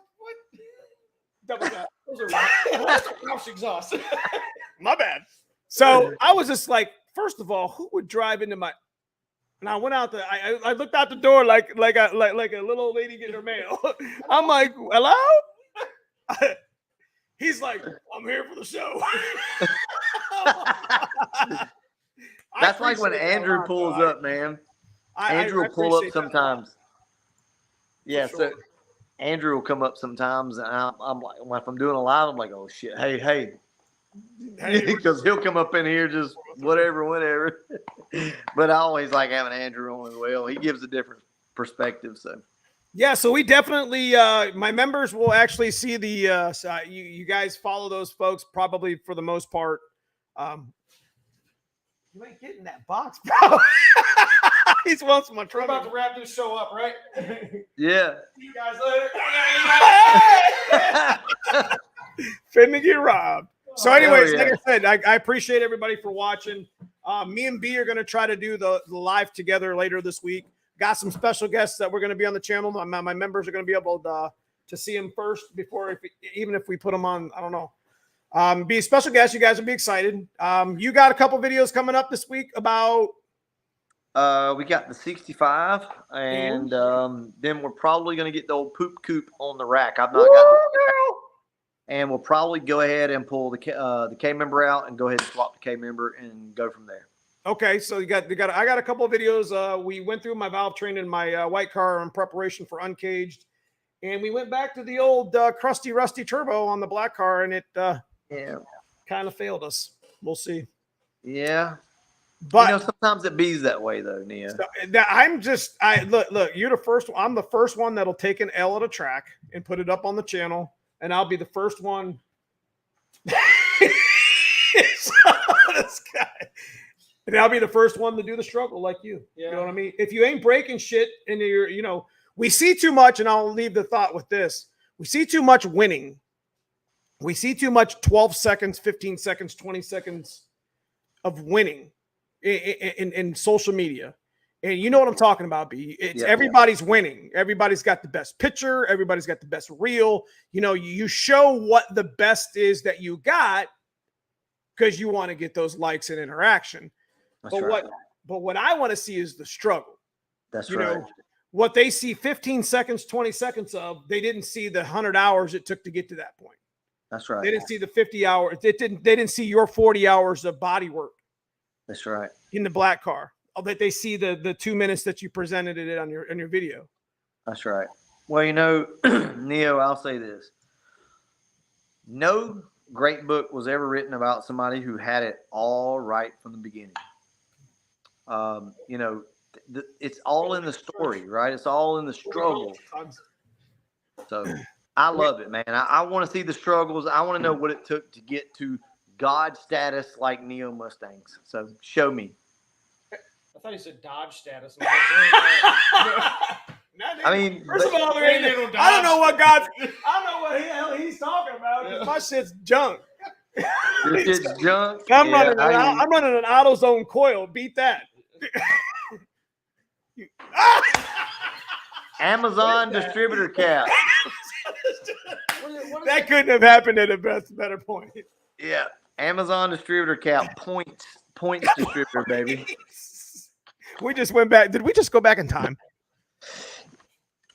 Yeah. What is that? What is that? Yeah. Sounds like it's broken. It is. All right, B, I appreciate you, man. 2.5 hours. We'll let these guys go. If you guys enjoyed the chat, leave me a comment below. We'll probably convert this into a podcast, see how that goes eventually. I don't know. There's a bunch of shit that we got to do that we're always. I think it will work out great as a podcast. I'd sit here and listen to us. I mean, I'm probably biased, but. So, once again, big shout out to Tremick, McLeod, Stiflers, Viking, Team Z. Big shout out to LMR. On Brutal side, LMR does a lot of stuff for the community, coming up with a lot of good parts that are hard to find, anything you want to say about that? Yeah. Did we mention Hanlon? Oh, big shout. Number one sponsor on the channel, bro. Hanlon Motorsports. He's still sitting here in the chat. Hanlon, Anderson, everybody, Stiflers, everybody that helps out. We really do appreciate all you guys. And here's the funny thing is we all work together anyway. We're a big community. So it works out, it really does. We have different sponsors, but we have some of the same sponsors as well. And they're just really good people, man. That's all I want to say. You guys know that. You already use them just like I did before we became sponsored. So yeah, you guys look forward to this guy right here. Coming up if you guys are into the new Edge stuff, you guys are into the Cobra stuff, got some questions, he'll gladly answer them he's also got 11,000 on Instagram. Yeah. SVT Dan. SVT Dan. So he's got a really good following. So I definitely want to promote my friends because that's what we do. Yep, I will actually go subscribe and follow you myself. So we'll go ahead and do that. I mean, hey, look, man, I still love my Terminators. He had the zinc yellow. You had zinc yellow. You had zinc yellow. Zinc Was it Oh, zinc never yellow? mind. I thought he said screaming yellow. I gotta Listen, B. I actually love zinc yellow. They hate it. We were at Motor City Fox Fest, and he says, "Listen to me. Nobody likes yellow, No, And I especially said, a "What yellow are you talking convertible. about? It's amazing." Nope. He's like, it's not the paint he likes in the Cobra world. Nope. Real quick, like, what the hell is everybody's deal with comp orange? Dude, it can't make its mind up whether it wants to be orange or freaking red. I just, Yeah, I mean, I like it. Don't get me wrong, but I know. like, I like zinc yellow. I actually like zinc yellow better than screaming yellow. And I had a screaming yellow car, but it was the double whammy. Okay, it was yellow and it was a convertible. like nobody wanted, but it looked good. Did you hear him? What'd he say? So that'd be cool for getting ice cream. Pretty much, yeah. Hey, as a matter of fact, so a funny story. I gotta say this. So my kids want this car back so bad. They're like, "Daddy, we missed the yellow car." I was like, my Terminator. They're like, "I don't know, the yellow car, the convertible." I'm like, "Oh yeah." I said, "Well, why do you want that car back, baby?" I figured they were gonna say because it was so fast. They're like, "No, remember we went to Sonic and got ice cream with the top down." I'm like, "Are you? That's the reason why you want me." I've said myself, I'm like, my car is so far high performance now that it's not, I love driving it, but it's not fun to take my girlfriend out of it. I was like, I need to find a bone stock convertible one that we just take out to go get ice cream and get dinner, because just drive it, enjoy it. I know, dude. The prices on those things are through the roof right now. I sold my car for $16,000 with a freaking Mammoth on it. Wow. Like everything was. The car was stupid clean, beautiful car. I had it lowered on 18-inch Varsto and MK1s and like a big ass 4-inch cowl hood. It was on the channel quite a bit for a while. Yeah. It was. It was a roll race car. I know. But that's basically what we did with it. We roll raced. But it was a quick car. We enjoyed it, had fun with it. And but you know what? The weird thing was I couldn't get any views with that car. As soon as I shot my old 1990 or 1989 Mustang that I had given to my stepson, as soon as we shot a video of that thing, it took off, and I was like, "Oh, you guys like Foxbodies? We can do that." And that's where the channel went. But now I see a lot of love coming for the Terminators and the mod motor stuff. So I think you're good, man. Yeah, I think he's headed in the right direction. I mean, especially with how this is where you could be with your Cobra. If you want the kind of the ceiling, this is where we're, because he's real hardcore in keeping it factory configuration. Yeah. So not chopping it up, synchronized transmission, IRS axle, stick shift, same motor, and a blower. Yeah. No turbos, no straight axles, none of that stuff. So keeping it the way it came. You're trying to be 890s on all that all the time. You went 880s. It's been 880s. So he's trying to be the world's fastest. 6-speed IRS record right now is 873. So getting close. That was with a twin turbo. That was a turbo car. Did you know Zach with the red car? Oh yeah. So, Zach and I are buds. Okay, so Zach was over here with that car, and I've not seen it recently. Does he still have that? Oh yeah, it's coming. He still got it. Yep. So I know Garrett's gonna have my ass for not knowing, but I hadn't been able to keep up. But I really like Zach, and I like what he did with that car, man. Zach's awesome. Yeah, super cool guy, man. I've seen that on your channel. I've seen you. Mm-hmm. Yeah, he's been high eights with a stock motor. Yeah, see, I need to keep up. But all those guys, they're doing something over there, man, and I'm really proud of those guys, man. And I think that's perfect. So you guys continue to keep killing it out there in the mod world. You're gonna make me buy something else, I swear. I want one so bad, man. With it. I would love to see a new Edge sit in this garage over here someday. Yeah, I want another Terminator if I go that route, but it's gonna happen. Prices are just through the roof right now, so. I got that Trooper Coupe coming out with that hat. Yep. Hey, Neo. You got to come to Ford Takeover because these guys don't let up. If you come on the Push rod pimp, baby. Living Do in. you hear what? Do you hear what Caleb called his coupe? No. I think it's out for the members only right now, so I won't give it away. Just You watch text his me? next video on this car that he's got. Oh my. Did you just cut out on me? he just said, "Watch it. I'm out." You mic dropped me. That's awesome. Nope, I'm back. I my wife's calling, so it's time for me to go in. Yes, All right, guys. This is the longest live stream I've had. Yeah, my wife, Miss Brutal, is probably not happy with me right now. She's like, "What the hell?" Because I didn't even tell her I was going live with you. Hey, so merch is at Brutal. What is it? Well, you can go to brutal.com or shopbrutal.com. Shopbrutal.com. Yep. Or down below, we got some Teespring stuff as well. So I appreciate all you guys. Y'all, I'm going to go ahead and dip out. I'm going to go inside and see if I'm in trouble or not. Probably am. Tell Amy I said hello. Will do, man. All right, man. See you soon. All right. We'll see y'all. All right. Bye. Yeah, homie. I'm tired.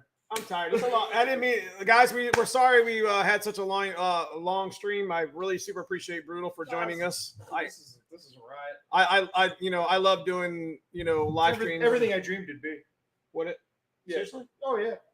Just come in, Sit down. I was gonna start pounding on the door like sheriff, see what happened, but I said housekeeping. yeah, Housekeeping. I didn't order any. So make sure you guys go check out. Like I said, I left the link SVT Dan. I left the link Second Shift Racing with Garrett. You guys really should start getting into that Mod World podcast stuff. I really think there's a lot of things. There's people that listen to that quite a bit, and there's not really a lot of channels out there doing that just specifically mod. And I think you can take up that space. Has been on top of it for a while, but yeah, I think that space will help you guys, grow, because I mean it's still considered a Foxbody and it's still part of the Mustang world. I think Terminators are the ceiling, are the standard of a lot of Mustangs. I think the last video he just put out of the struggle of my car is almost at like 30,000 views. Yeah, correct. So that shows that people are. Guys, go check out that video. If you just subscribe to Second Shift Racing, he did not a collage, but it's like a mon. Yeah. It's of all this guy's struggles. It's a compilation of a couple years struggle to get that car in the 80s. And this guy right here has always been the guy we've been chasing here in Ohio. We talk on the channel about getting better. We talk about wanting to be better. It's about being motivating. And then it's like I got to the point in my channel in my life to where I'm sitting to where if I go out there and do things that are uncommon, people are going to want to be better than me. Right. And I think if we motivate each other, and it goes for you too, you want your front plate back. Oh, yeah. So that motivates you to get whatever it takes to motivate to get your car off in jack stands, whatever has got to happen. Without knocking somebody else down. Bringing each other up. Correct. Is always you should always be wanting to push somebody. You want to be around people that are going to push you up a ladder, not pull you down. Yep. And I've been in your ear for years about you need to do a YouTube. You got a big Instagram following, SVT Dan. I mean, I really think that your personality is meant to be on this platform. We're going to try it. And we're going to just keep grinding, man. Not, I know you work a lot. And we don't just keep talking shit. But see. Oh, look, the chat decided to come back. Oh, it's Brutal's fault. Yes. Let's go back through here. How did that come? What happened here? I don't know. Isn't that weird? There's a lot going on there. Chat disconnected, chat reconnected. Who all's going to NMRA? Okay. Who all's going? Okay, so what is? And he's a good Vanna White. Dude, we're 3 hours in and we're still reading comments, bro. I love it, dude. I appreciate. Listen, guys, I appreciate you guys watching tonight. I'm sorry we got a little off topic. We'll be a little more prepared next time if he's going to join us. I'm sure I'll have you come in. I'll call ahead. So I'll actually have you on pretty, in the next couple of weeks. I think we need to sit down and talk a little bit more about motivating and getting your shit off the jack stand, because that's one thing that I'm always preaching here on the channel. Yeah. Get your shit off the jack stands. I don't care what you got to do to make your shit work. I put a crusty ass turbo that had pieces missing that probably could have went into my motor in this damn car behind me. To put mine up on the jack stand. But yeah, guys, I appreciate you guys watching me thus far. This is what I like to do on Sunday evenings. I don't like to sit there and I used to like to watch football all the time. Nothing against it, but you know, I like to watch other people. I like to watch, you know, I like to create. I like to motivate and be with the other, you know, Foxbody fam. So, guys, I got the chat back. So I'm sorry if I missed any of you, or any of your chats. I mean, I know it went on for a little while. I switched between the, you know, the chats, but I appreciate Super Dave with the $20 super sticker. And I know there was a couple more that actually popped up on the other screen that I'd like to try to catch. That sucks. That What's that? you lost that. Yeah, I don't know. It's never done that before. The comments have never done that before. They just reset. We just had so many comments, it just reset. So, anyways, I hope you guys enjoyed this this version of Talking Shit with Dan. And There it is. It's Talking the Shit with podcast. Talking shit with Dan. Okay, so again, go over and check him out. He puts videos out best he can. You just need to get into the laptop world. Yep. You got an iPhone? Yep. And it'll just sync. It'll Just like just Brutal sync. was just talking about. It'll just sync and you can just create them. Bloop, done. Yep. So, anyways, let me give you guys the link. Somebody was asking for it. So here's Garrett, Second Shift Racing, that was in. I'm always trying to pull people up the ladder, bro. Never trying to drag them down. So I think these two channels right here, you guys, if you guys are into the New Edge, into the Mustang, into the Cobra, go click on this channel, check them out, subscribe to them. They actually, you also have merch. I'm telling you, man. Yeah. The merch order in the future. Yeah, I got to get a hyperlink set up for that. He's got a really cool merch that he's got the 6 feet pattern on the back of the shirt. I'll actually wear his shirt next week. I was going to wear it this week. I didn't think that would have been weird. I know. I would have said, Dan Watts right here. And I'd have been like, Talking shit with Dan. talking shit with Dan. But guys, I appreciate you watching. We're gonna end it there. I'll see you soon in the videos this week. Members, if you're a member of the channel in McGreen, I super appreciate you being part of the channel. We have somebody coming to visit us Wednesday that you guys are going to be able to check out. So anyways, I'll see you guys soon in the next video. Thanks for stopping home.